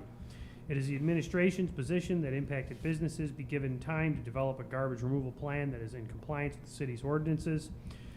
Furthermore, the administration requests the Common Council review the current rules and ordinances pertaining to the dumpsters to ensure that the administration and the Codes Department's enforcement reflect the wishes of the council. I provided the section of the city code that regulates dumpsters below for the council's reference and review. That section is section 2-29-186, waste receptacle regulations. Has the council received that piece of the code to review? Yes, we've all received that. Thank you very much. And that ends the mayor's message to the council. Reports from the city officers. Chief Ingersoll. No report tonight, thank you. Thank you very much. Corporation Counsel. Nothing to report. Chief Williams. I have nothing, thank you. Commissioner Thomas. Nothing to report. Commissioner Phillips. Just 2 things I wanted to speak on, the 2 things in the mayor's message, why I put them in there. Because obviously, the moratorium is expiring, and I know it's 3 months from now. I wanted to give you guys fair warning, because I want to make sure you understand that if the law stays as it is, I have to issue those permits. And so if you get a convenience store in your neighborhood and something's not done in the law, that's what's happening. So I wanted to give everybody fair warning and draw on that. We've started to issue licenses. We've never done that before. A license can be pulled for non-compliance with the law. So there is opportunities where some of the stores that are worse actors, we could pull their license. The second thing is the dumpster thing. The reason that's in there is because there's some really prominent businesses in some really prominent districts that have dumpsters that are out of compliance, that are getting complaints about. We've never enforced these rules as a city as long as I've been here. And I wasn't always the commissioner, so it's like normal now to see a dumpster without a fence enclosed or not now 100 feet away from a residence. So when I start doing that in the middle of April 15th, I want to make sure that you guys all have time to tell your constituents or to change the law or to do whatever you need to do, because, you know, if it negatively impacts some of our more prominent businesses, I don't want it to be a surprise to the people that represent those districts. And I will say, last meeting, Councilwoman Friend complimented Judge Garamone's tie, and he walked over and gave it to her. So I thought that was very sweet. So I want to compliment I got this. Judge Garamone for his kindness. We're all going to be complimenting his time. That's it. All right, thank you. While typically there is no crosstalk, the way we run petitions, remonstrances, appeals, and the reports from city officers, would the council be opposed to Councilman Moody having the floor to ask Commissioner Phillips a question? Anyone? All right, you got the floor. So this is to Commissioner Phillips and Commissioner Thomas. Do you all feel there was, in the legislation that we passed, there was a study connected to the moratorium as it pertains to us amending the law?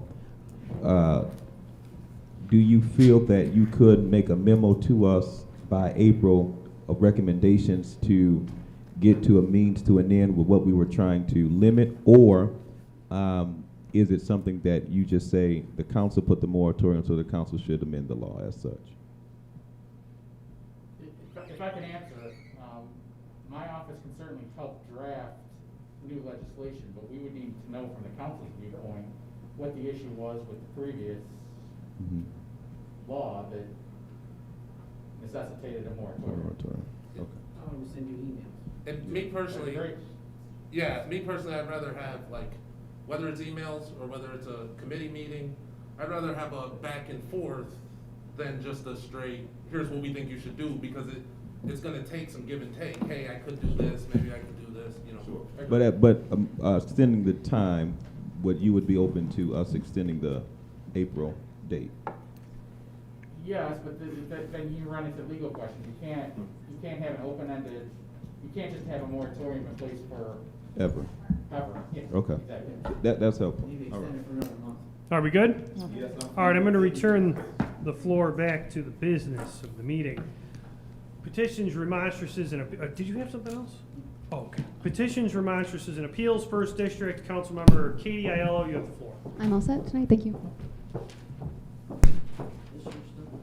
It is my stuff. Yeah, it's all just flipped over. If you, I don't know if you want it, but Second District, Councilmember Robert Burmaster, you have the floor. Thank you, Mr. President. At this time, I have nothing. Thank you. Thank you very much. Third District, Councilmember Celeste Friend. I have nothing this evening, Mr. President, thank you. Okay. Fourth District, Councilmember and Majority Leader Frank Miola. Thank you, Mr. President. I just want to thank Al LaSalle. You guys probably know this was my desk a long time ago, and the flashlight that Al gave me is still in there. So, and it works too. So, Al, thank you again for the flashlight. Thank you. Thank you. We good? All right. Fifth District, Councilmember Delvin Moody, you have the floor. Yes, I do want to respond to the thing about benches and the gazebo at Martin Luther King Park.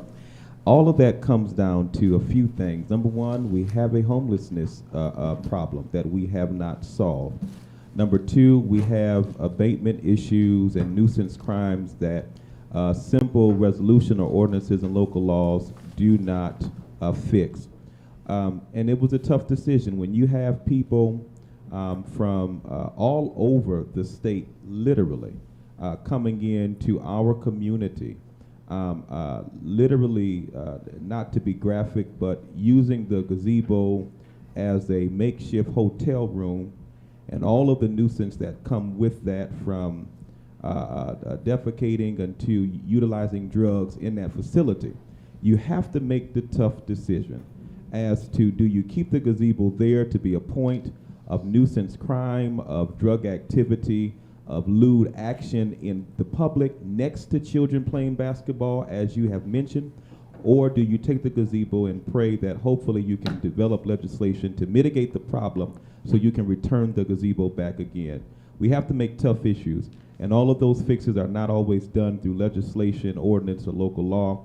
And so working with the administration, with the chief of police, with all of those involved, we're always looking to see how we can improve the park system and make it safe. So I just want to mention that when you see those types of things occurring, It is not the city or politicians trying to take amenities from a community. It is us trying to deal very strategically with the issues that don't have easy fixes. That's all, Mr. President. Thank you. Thank you very much. 6th District, Council Member Joe Beatrice, you have the floor. Yes, the only thing I have tonight is tomorrow, we're supposed to have some very bad weather going into Friday. Mayor has declared a snow emergency starting tomorrow, so please, to help our DPW out and everybody else, please keep your cars off the roads during that time so we can keep our streets plowed and clean, and please, everybody stay safe. Thank you. Thank you. Council at Large and Minority Leader Mark Williamson, you have the floor. Thank you, Mr. President. I have nothing to pass. Thank you. Council at Large, Samantha Class-Motesta, you have the floor. Thank you, Mr. President. I'm actually going to hold my comment for legislation. Okay. Although I got a really good one. No, I'm just kidding. President Pro Tem, Council at Large, Frank DeBrango, you have the floor. Thank you, Mr. President. The gentleman's not here, but he did mention something about Murnane Field and putting a green monster up. Not on my watch. I'm a New York Yankee fan, so I'll let that gentleman know it's not coming. And I know there's a couple other council members that are Yankee fans. I just wanted to make a little light of that, but he did have some good ideas. And during the public comment period, people come up and I truly listen to them, and sometimes they give you an idea of what to do and how to do things. So it is nice to have that public comment period back now, because I know we missed it for a while with COVID. And so I applaud everybody in the audience tonight coming here and speaking, because it does help us out at times. So thank you. That's all I have. Thank you. Thank you. I thought that was a great idea, but I wasn't even thinking of the fact that I'm a Yankees fan. That's. I've got something really quick. One, in parallel to the presentation that was presented earlier regarding climate change and efficiencies, etc. I just wanted to throw something out there for people to research, look at, especially municipally. And it sounds crazy. It sounds far in the future, but it's small modular reactors, SMRs. It's advanced SMRs, if you Google it. And there are small nuclear reactors that aren't that far off. We're talking 5-10 years out. If the federal government would fund more research for these types of things, we could be a little closer. But they're a great source of green energy, as people call it, green energy. And I used to be very down on nuclear because of the waste issues, but that's really what they've been solving in the past, last couple decades. They have new fuels that are very resistant to meltdown. I don't say they are completely resistant, because the Titanic did happen, right? But SMRs, look it up. It's pretty cool. And then the other thing, natural gas. Just recently, New York City did pass legislation to bar the use of natural gas hookups in all new construction. At the same time New York City did that, New York State is watching Indian Point reactor get decommissioned. So we're walking away from dual resiliency for power and gas and heating. At the same time, we're reducing our capability to produce electricity. So I'm not saying anyone should be doing anything differently. I'm not, I don't want to opine on that, but my point is we should be reaching out to our legislators and asking them what the real solution is after the fact, because if we turn off the electricity and ban the natural gas, what are we going to do? It gets cold here. And the last thing, everyone has said many things that are very serious this evening. And this last thing I wanted to mention is about Munson Williams Proctor Arts Institute. And it's something I feel very strongly about. I just wanted to float it out there so everyone's aware of what's going on. Cooper Robertson was selected to design the master plan for the new, what they're considering a 10-acre campus for Munson. Pratt and Munson are an enormous part of this community. The wealth of artistic knowledge that one can ascertain just by visiting the museum, is only paralleled by attending the college that has ties to Brooklyn, multiple different places. The reason I'm mentioning this is part of that master plan originally was to completely restructure the area surrounding Munson Williams. Now, that plan does include benches, but that is not why in particular I'm talking about this, but it's interesting that all came up tonight. The building, the actual museum building, is a piece of art. The land that building sits on is its canvas. It's been sitting there for many years, and everyone who sees that building, some of you are smiling because you think I'm nuts right now, but that's all right. No, but in all seriousness, if you visit that campus, it is its own piece of art sitting on a canvas, which is its campus. And it's surrounded by grass, those manicured bushes. That's part of the artwork. When it rains, that building changes color. When it's lit by the sun, the geometric shapes that are cast upon the building are very specific. And whether or not anyone else on the council agrees with me or not, I feel that changing the actual foreground of that building changes the actual artwork that it sits today. And I'm strongly against doing that because it's no different than walking up to any painting in that building and just adding something into the foreground. So I strongly think that the campus, the master plan, is long awaited and very important. But as far as the artistic complement that building provides to Utica, I don't want to see it messed with, really.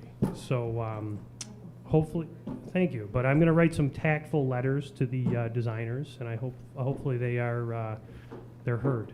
So that's all I have tonight. Thank you.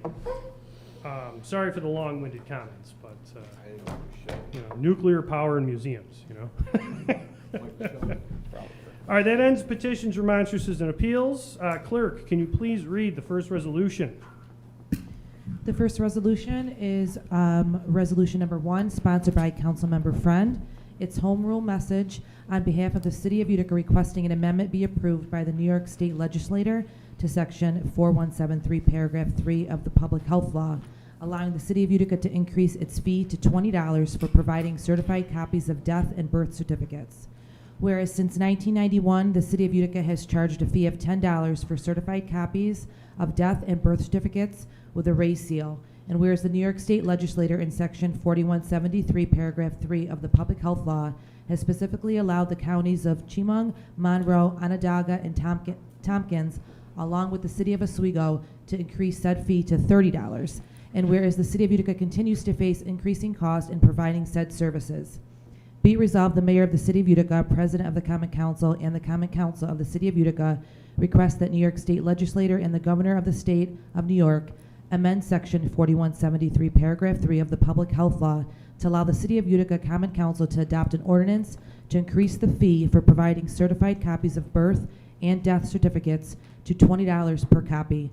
Be it further resolved, the Common Council of the City of Utica, on behalf of the Mayor, President of the Common Council, and the citizens of Utica to assist in the meeting of its financial obligations, request that Senator Joseph A. Griffo and Assemblywoman Marianne Buttonshaw prepare and submit said legislation for adoption by the Senate and Assembly and submit same to Governor Kathy Hochul for her approval. We have a second from Yola. Your votes.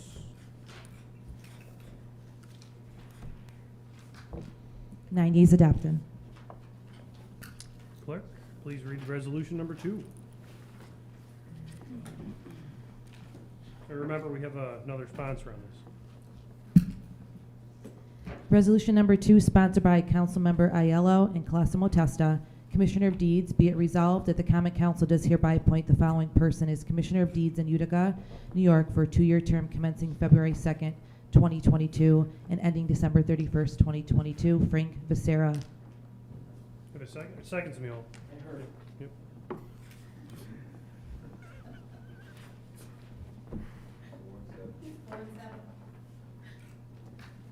Nine yeas adopted.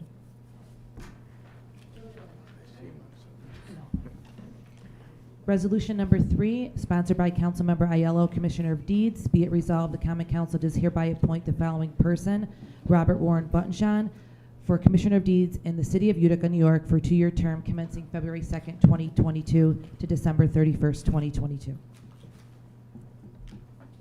Wait, second from Miola. Your votes.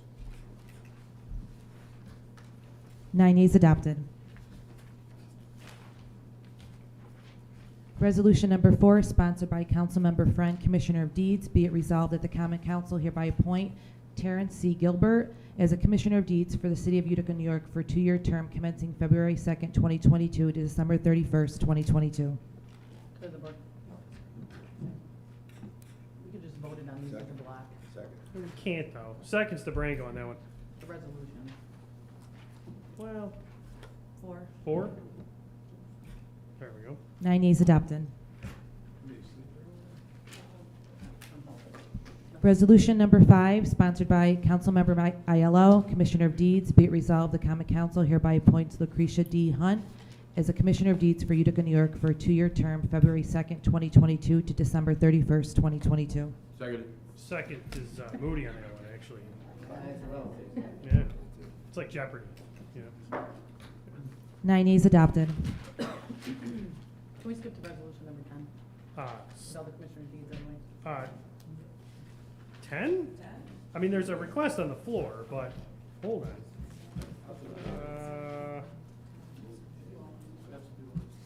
Is it, unless anyone seconds that, I'm just gonna keep going. What is it? Well, oh, I'm sorry, just don't leave 10 out. No, we won't. Yeah, we'll get there. All right. Yes, proposed resolution number 6, please.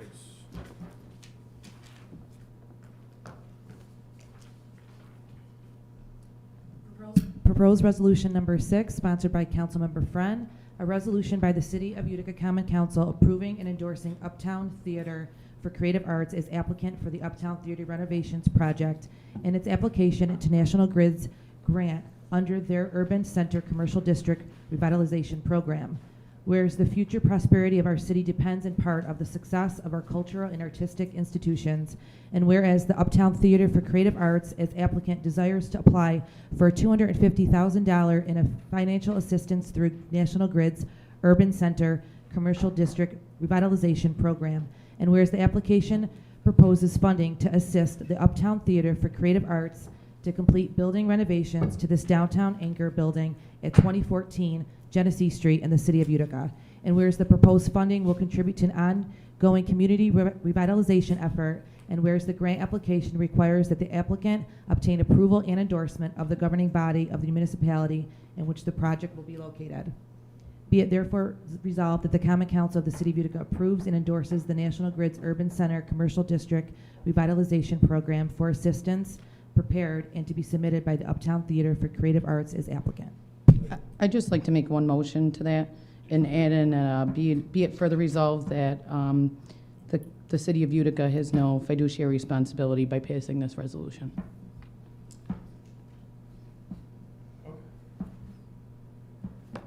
Is there a second to that? Second. Okay, we have a second. There's a motion on the floor to add that to the resolution. So I guess I'll have to ask for your votes. Vote on the amendment on the board, please. Make it easy. 2. I'm sure we'll all be getting that. Hang on a second here. DeBrango, which way did you vote on that one? The light bulb is dead. Did you see the light? Oh. I saw the All light. right. The 5 nays amendment- defeated. The amendment has been defeated. Your votes on the resolution is read. Clear the board.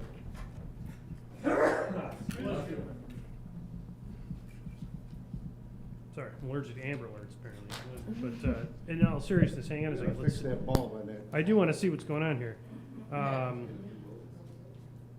It is actually public safety alert. There's a missing 7-year-old male, blue shirt, no coat, blue pants, no shoes. If seen, call 911. Since we're in a public meeting, I felt like I had to read that. What is it for? Is it got your location someplace else?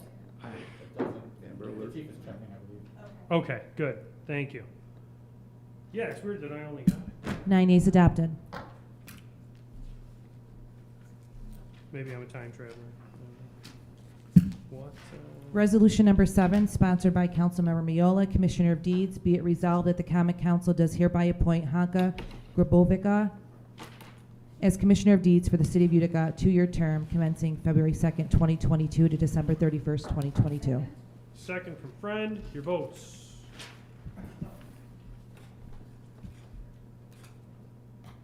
Nine yeas adopted. Resolution number 8, sponsored by Councilmember Aiello, Commissioner of Deeds. Be it resolved that the Common Council hereby appoints Fahir Garrick as Commissioner of Deeds in the City of Utica, New York for 2-year term commencing February 2nd, 2022 and ending December 31st, 2022.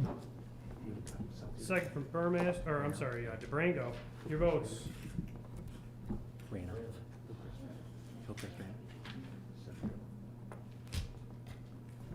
Nine yeas adopted. It's yeah, maybe I'll just go tap on a little. Can you speak on this really quick, what the Amber Alert was about? If you don't mind, you know? Did you check on the Amber? What's? Yeah, it's a 7-year-old that's missing in South Utica. South Utica? Yes, Hillcrest Manor Apartments.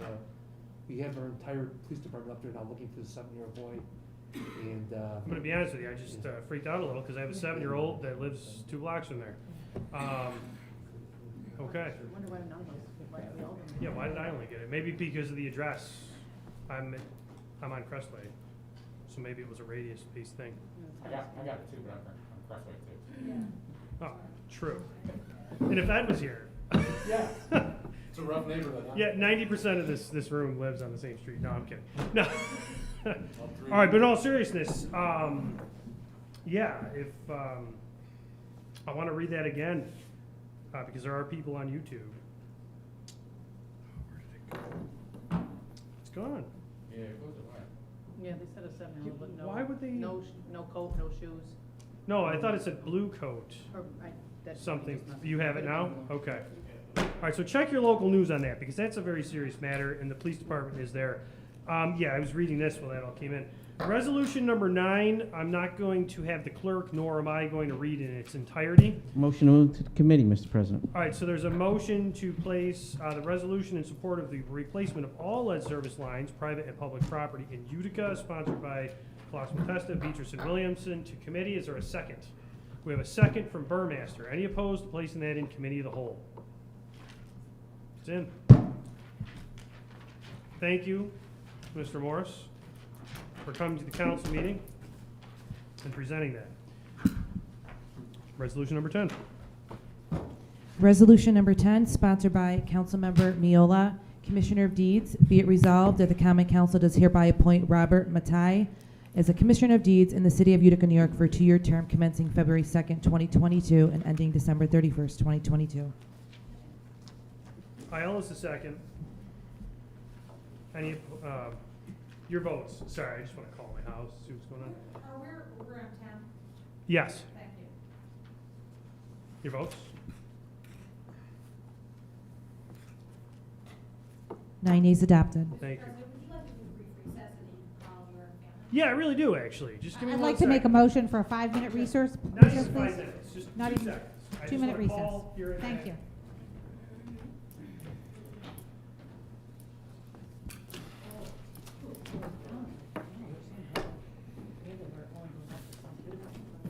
That's not normal.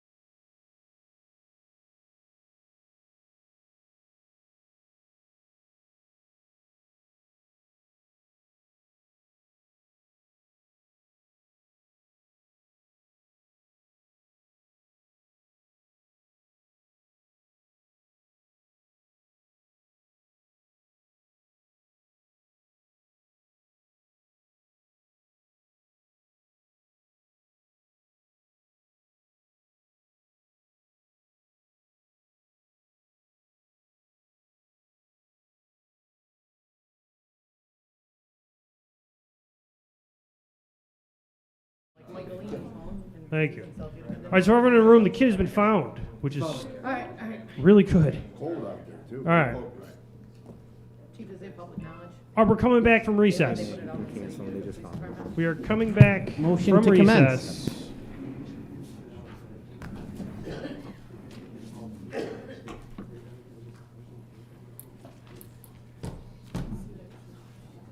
We are, we're done with the legislation in the standard packet. We're moving into any legislation that may be in committee of the whole, which may be presented by the committee members and/or chair. Thank you, Mr. President. Before I turn this over to the council, I would like to move to the floor proposed ordinance number 9, ordinance amending the composition of the Bureau of Police to add temporary police officers, investigators. Be it ordained 2-2-167 of the Code of Ordinance of the City of Utica is hereby amended to read as follows. Section 2-2-167, composition of Bureau of Police. The sworn personnel, strength, and composition of the Bureau of Police of the Department of Public Safety shall consist of the following members and ranks: Chief 1, Deputy 1, Captains 3, Lieutenants 6, Sergeants 26, Police Officers 111, Investigators 22, total of 170. The Commissioner of Public Safety shall continue to assign the personnel of the Bureau of Police in such numbers and of such rank as deemed necessary to such divisions. They found Oh, now you got it. it was President Galimi's call that did it. All right. To such divisions and assignments within the Bureau of Police as may be created in accordance with law. The above composition includes the addition of 5 additional positions for police officers. It is not intended to permanently increase the composition of the Bureau of Police after December 31st, 2024, as vacancies occur in the Bureau by retirement or otherwise. The complement of the police officers shall be reduced by attrition until it returns to the level of 106 positions. Be it further ordained that this ordinance shall take effect immediately. Second, Mr. President. Thank you. Thank you for the second. Just so we're clear, this is the ordinance that's dated 1/19/2022? Because there's another ordinance number 9, which has a very similar name. Okay. I'd like to make a motion to amend. I'd like to make a motion to amend to add temporary, to take that out, and to eliminate section B of the ordinance. And the reason why I say that is because we're really not doing anything. We're not adding, we're just, putting somebody there temporary. And I don't see how fair it is to train police officers and, not really add to the complement. So that's the only amendment that I'll make on that. So the motion is to strike temporary and section B To from the add ordinance? temporary and section B. That should be in its entirety. just Yep. for clarity. Yep. Okay. There's a second from Williamson. Any opposed to that amendment? Yes. Why don't you put the vote for this amendment on the board? Thank you. So we vote no to oppose, correct? Correct. Can I ask a question? Yes, you may. Chief, does it matter to you which way? Based on the increased workload we've been seeing over the years, that's been put on us by unfunded state mandates, like criminal reforms and police reforms, I could tell you this much: we probably need the manpower now and in the future. I will tell you this much: back in 2012, we had a police complement of 187 that was cut, 24 people, 17 by layoff, and workload since that time has not diminished; it's only increased. Police keep on getting pulled in the directions of social issues, whether it be homelessness, drug abuse, or mental health, and I just don't see us doing less work. I keep on seeing us do more work. I would like to personally see it as a permanent complement of 180, 170, but at the same time, I'll be appreciative for anything I can get. Mr. President, can I ask a question? Yeah.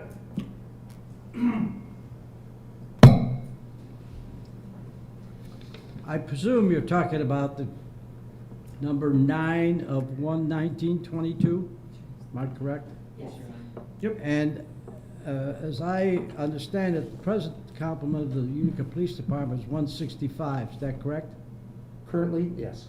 And this ordinance, which I personally don't believe is correct, number one. Number two, you're going to go from 165 or 170 down to 106. That's what it says in here, and I don't think you can do that anyway.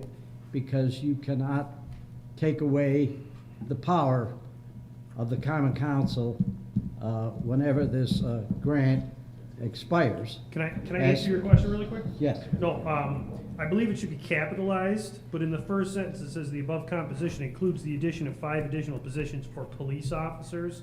If police officers was capitalized, it would refer to the line police officers, which would return to 106, not the total complement. You mean this?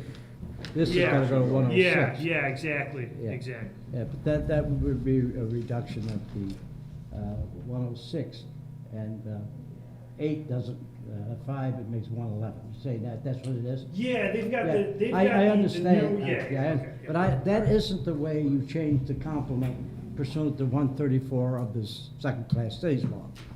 All of this, to me, is a lot of verbiage that will not be the law, because when you pass an ordinance regarding the complement of the police or fire, what you say the complement is in the ordinance, if you use an ordinance, and this is an ordinance, and I think it's the proper thing to do with the police department, because the ordinance must by law go to the Board of Estimate and Apportionment, which must allocate funds pursuant to the ordinance. And in this instance, they can do that, I understand, because they have the funds. So therefore, if you increase the police department to 170, and you pass it, and it goes to E&A is going to approve that, and the mayor can adopt it because there's funds available. The 106 part of it bothers me in that I think that future councils, the only way you change the complement is by ordinance. And you say, well, this ordinance did it. I don't really think so. I think that's just verbiage, extra verbiage. I don't know that it's really a legal binding situation on the police department or the common council that will be in the body in whenever that grant expires. I think it's a 5-year deal, isn't it? 3-year. Of which 3 will be funded and 2 will be unfunded. Or just 3? No, I think that's It's the just same 3. thing. So I think when the grant expires after 3 years, then when the money, then the Common Council and the Board of E&A and everyone else and the mayor is going to decide what the allocation in the budget's going to be and what the complement should be to match the budget. So I'm just saying that you don't have to do anything with this. I'm just pointing that out. It's not like the fire supposed ordinance, which I think the Board of E&A cannot ever approve, because you change the complement, and according to the case law, you change the complement, and E&A has to appropriate what you say the number is, and they're not going to do that because there's no funds available in the other one. So that's it. But I think that if you pass this, I'm saying that this is not the end of the question of what the complement of the police department will be in 3 years from now.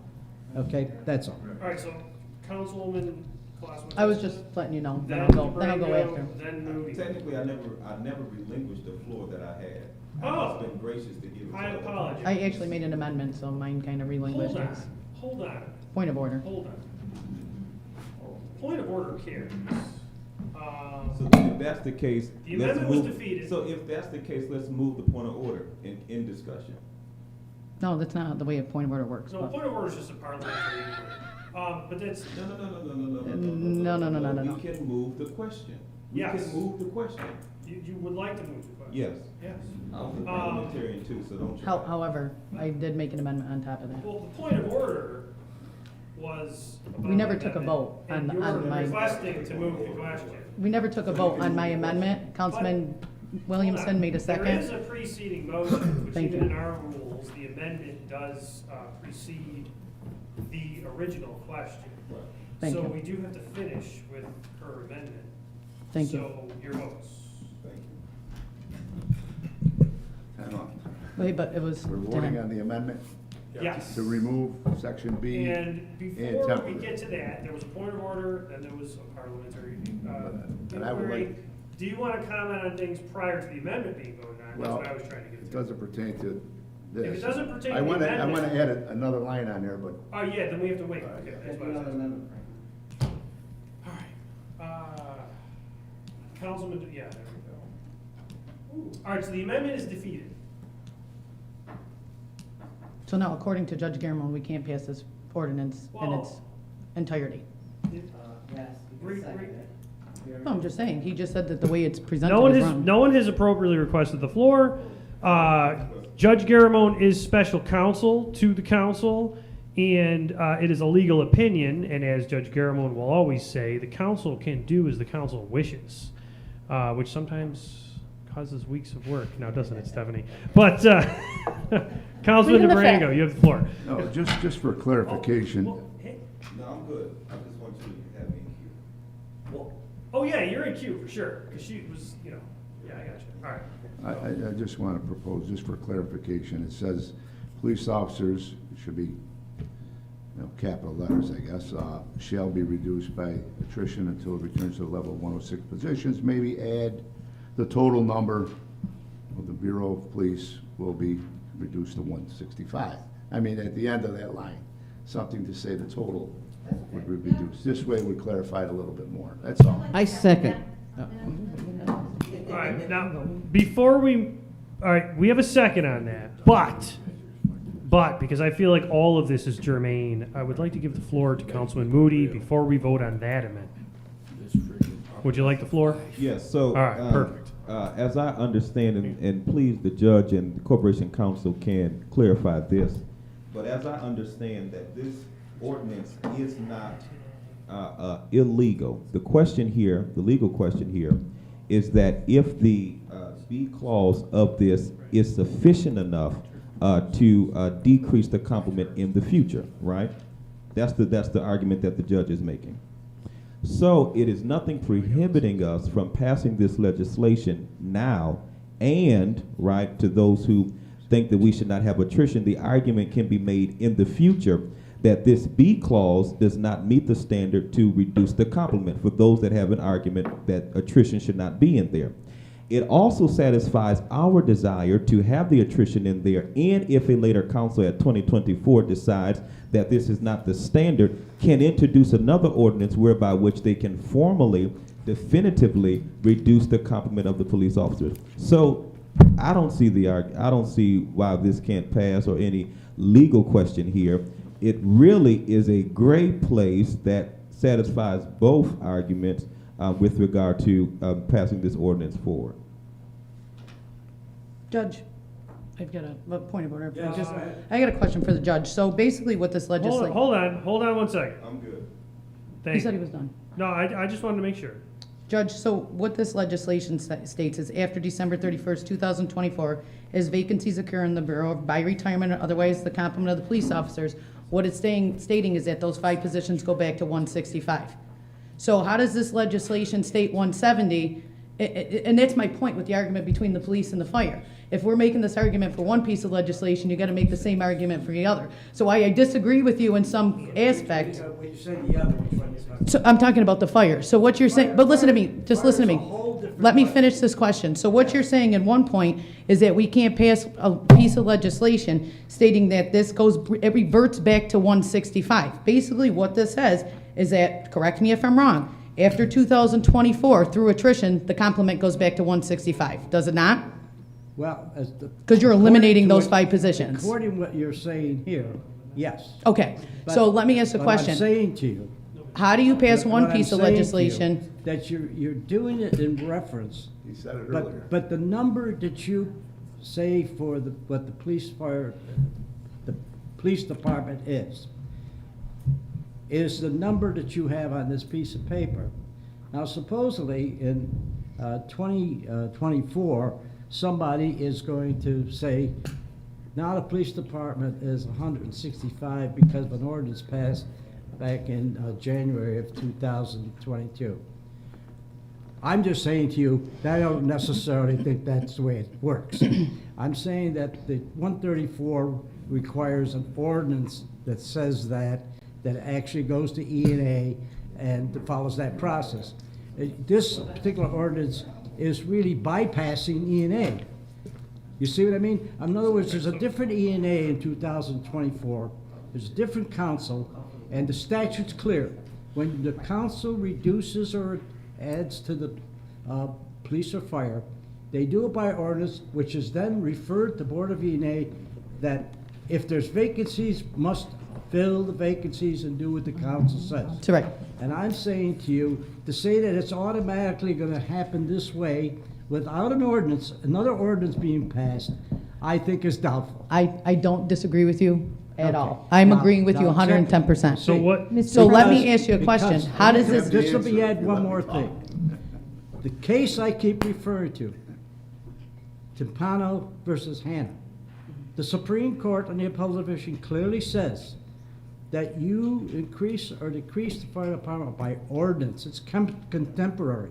And then it goes to E&A. You are sort of bypassing that process by saying automatically in 224 something's going to happen. I'm saying to you, that's in violation of 134. And you've taken the power of a future common council to determine the complement of police station.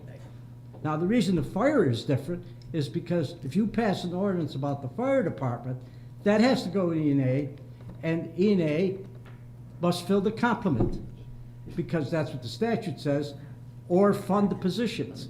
Well, they're not going to do either in that case because there's no money.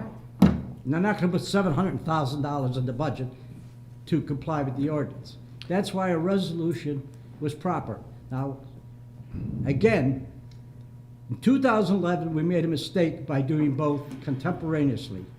And that is easily explained because no one really raised the legal questions because there wasn't going to be any. Now, it's different. Now the whole issue has been re-examined, and that 37-year-old case has been reread, and it's still the law. And I have it right here. I have Judge Roy's decision. He says, Mr. President, I'd very like to clear. call for a vote on So Mr. you DeBrango's don't- amendment. You don't fool around with the complement unless you're doing it by ordinance, and you can't do it with the fire department. All right. Because when it goes to E&A, they can't approve it. Simple. You did Attorney- a resolution, that's enough. All right. Now, police is different. I'm just saying to you, this is not going to happen, in my opinion, automatically. And I think in 2024, the issue will be revisited by the council. All right, thank you, Judge. Thank you. Councilperson, yes, I agree, but I have a question for Councilman DeBrango about his initial motion before you guys vote on it. Yeah. But what would you like? All right, well, I think you said it right earlier, Judge, and I'm not biased towards any department, but he said it. He said, by increasing the 5 now, they have the funding for it now. So we're giving them authorization to increase it because they have the ARPA money, if they're gonna use the ARPA money. With the fire department, we're waiting for upon the grant to be approved before we could hire 8 members of the fire department. So I think that's the big difference. The money's there now for the police department, it's not there yet for the fire department. So I think that's the issue that we're dealing with right now. Do I agree a sunset clause? No, I think if we're gonna hire, let's hire. But we always gotta remember that in 2024, whoever the council may be, they always have that power to say, yes, we're gonna keep the 5 members, maybe we'll keep 3 members. If this program is working, and the money we invested in it is working, and it's a safer city, and everything's going well, then it just may stay, you know, we may keep the comp at 170. But that's something the new council will have to deal with. But right now, let's get the positions, they're funded, they're gonna be funded. Let's get them there, and let's get this program started. That's all I'm asking. And I did request an amendment, so it's clarification. All right, so I will give you the floor right after your motion. So just to reiterate, we moved this piece, it's been seconded. There was a motion to remove B that was defeated. But now your motion requests to add the language, so it says attrition until the level of police officers return to the level of 106 and the total to 165. That may, I'm not going to tell the council how to vote on this, but I'd like the person who made the motion to consider this before it moves. What if, okay, and this has to do with the total situation. If you add the total to that, that may be problematic to all of the other lines of the complement. Because what happens if you adjust investigators, sergeants, for example, along the next 3 years? That total won't go back to 165. So B, as it reads, pertains specifically to police officers. So I just want you to consider that. Stephanie DiGiorgio, you have the floor. That was just gonna be my point of clarification. Oh, all right, well. About that. So I'm not saying to rescind your motion, but it will have unintended consequences. That amendment is. I think that's fine, it's clear. If you wanna, I think it reads without the capital P, or lowercase p. It's clear that it's referring to the line, not the total composition. If you wanna make some amendment, Take out the 64 positions. I would just leave it, or I would make it clear that you're referring to the total composition, not, although I would leave it, it's clear as written. Can we put police officers line? Well, if you put capitals on that, that's fine, but it's Whatever, clear. just to make it. So do you want to modify your amendment so it's just the police officers? Do you want to keep the total in there? Do you hear what I'm saying Listen, about the total? if you're gonna raise question, I don't want any question on it. Police officers, fine, capitalize it. I'm Okay. okay with Or- it, as long as everybody understands what it. Or if you wanna change it so that it says, the column of police- I just want to. not the total composition, just that one line, That's fine. that, The total composition will be reduced by the same? yeah, something to that effect, it would. I understand it's all verbiage, It's but still, I'm it's still just, coming down to the same number. no, but then it's the same number. I mean, that's can so I- that it is, okay. Doesn't matter. Does that make sense to you? Yes. It doesn't. All right. No, I'm not supporting it either way. I'm just saying, like, I don't understand through attrition until it returns to the level of 106 positions. Why not just take it out and put B, that the attrition's done through sunset clause in December 31st, Well, 2024? one, sunset clause technically by definition doesn't really exactly apply to what B is doing, because sunset clause has to do with total legal effect. I guess and I'm this does confused not where just the add. 106 positions come from. How are you getting to the point where you're Because taking we're away adding 64 positions? 106 plus 5 is Right. Police 111. officers line item is 111. Okay, Yes. so it turns to the And then level 111 minus of 5 is 106 positions again. on the police officer line from 111 to 106. Exactly. All Which right. that would make sense. if All it right, said great. that. And that is what's written there, as noted by Stephanie DiGiorgio. All right, so the current motion is to capitalize police officers in the first sentence. And add, after 106 positions, a comma that says, and then after that it'll say, and the total complement shall be reduced by the same. That way, if there's one, then if we have to modify investigators, sergeants, there won't be any effect of that after the fact. Is there a second? He revised the motion, so we need a second. All right, we got a second. Your votes for that motion on the board to amend.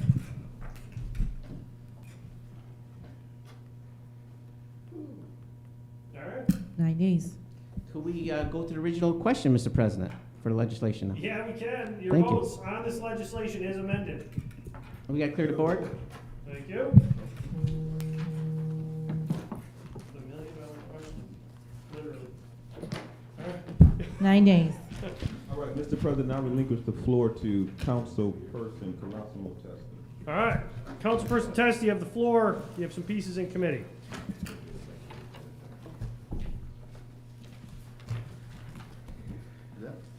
Yeah, you're good. It's all set. You're bona fide. 9 yeas adopted. All right, so Councilperson Test, you have the floor. You have stuff in committee, I believe. Yes. Councilperson. You got the floor. You have the Oh, floor. sure. I'd Yeah, like yeah. to make a motion in a second to take out proposed ordinance number 2. Okay. Is there a second to Second. pulling ordinance number 2? Okay, we have a second from Williamson. Putting paramedic in? I was going Well, to. hey, hold on. but we gotta pull it from there's committee. Something wrong with the number there as well. Your votes to pull this from committee. Your votes to pull this from committee so that it can be discussed. Okay, so it's not pulled from committee, I apologize. You ain't apologizing to me. No, I'm just saying, because you guys wanted to move on some Hopefully nobody's conversation with district that. catches on fire. All right, so that question is had. Is there anything else this evening? Mr. Okay. President, I'd like to make a motion to adjourn, please. All right, he made the motion to adjourn, so I thought you had something else. I have a question before you adjourn. Okay. We got a new budget meeting on the 9th, and we have a committee meeting at 4:30. Do we still meet at 4:30 or 5 o'clock? Why don't you ask the majority? Can I add? 4:30.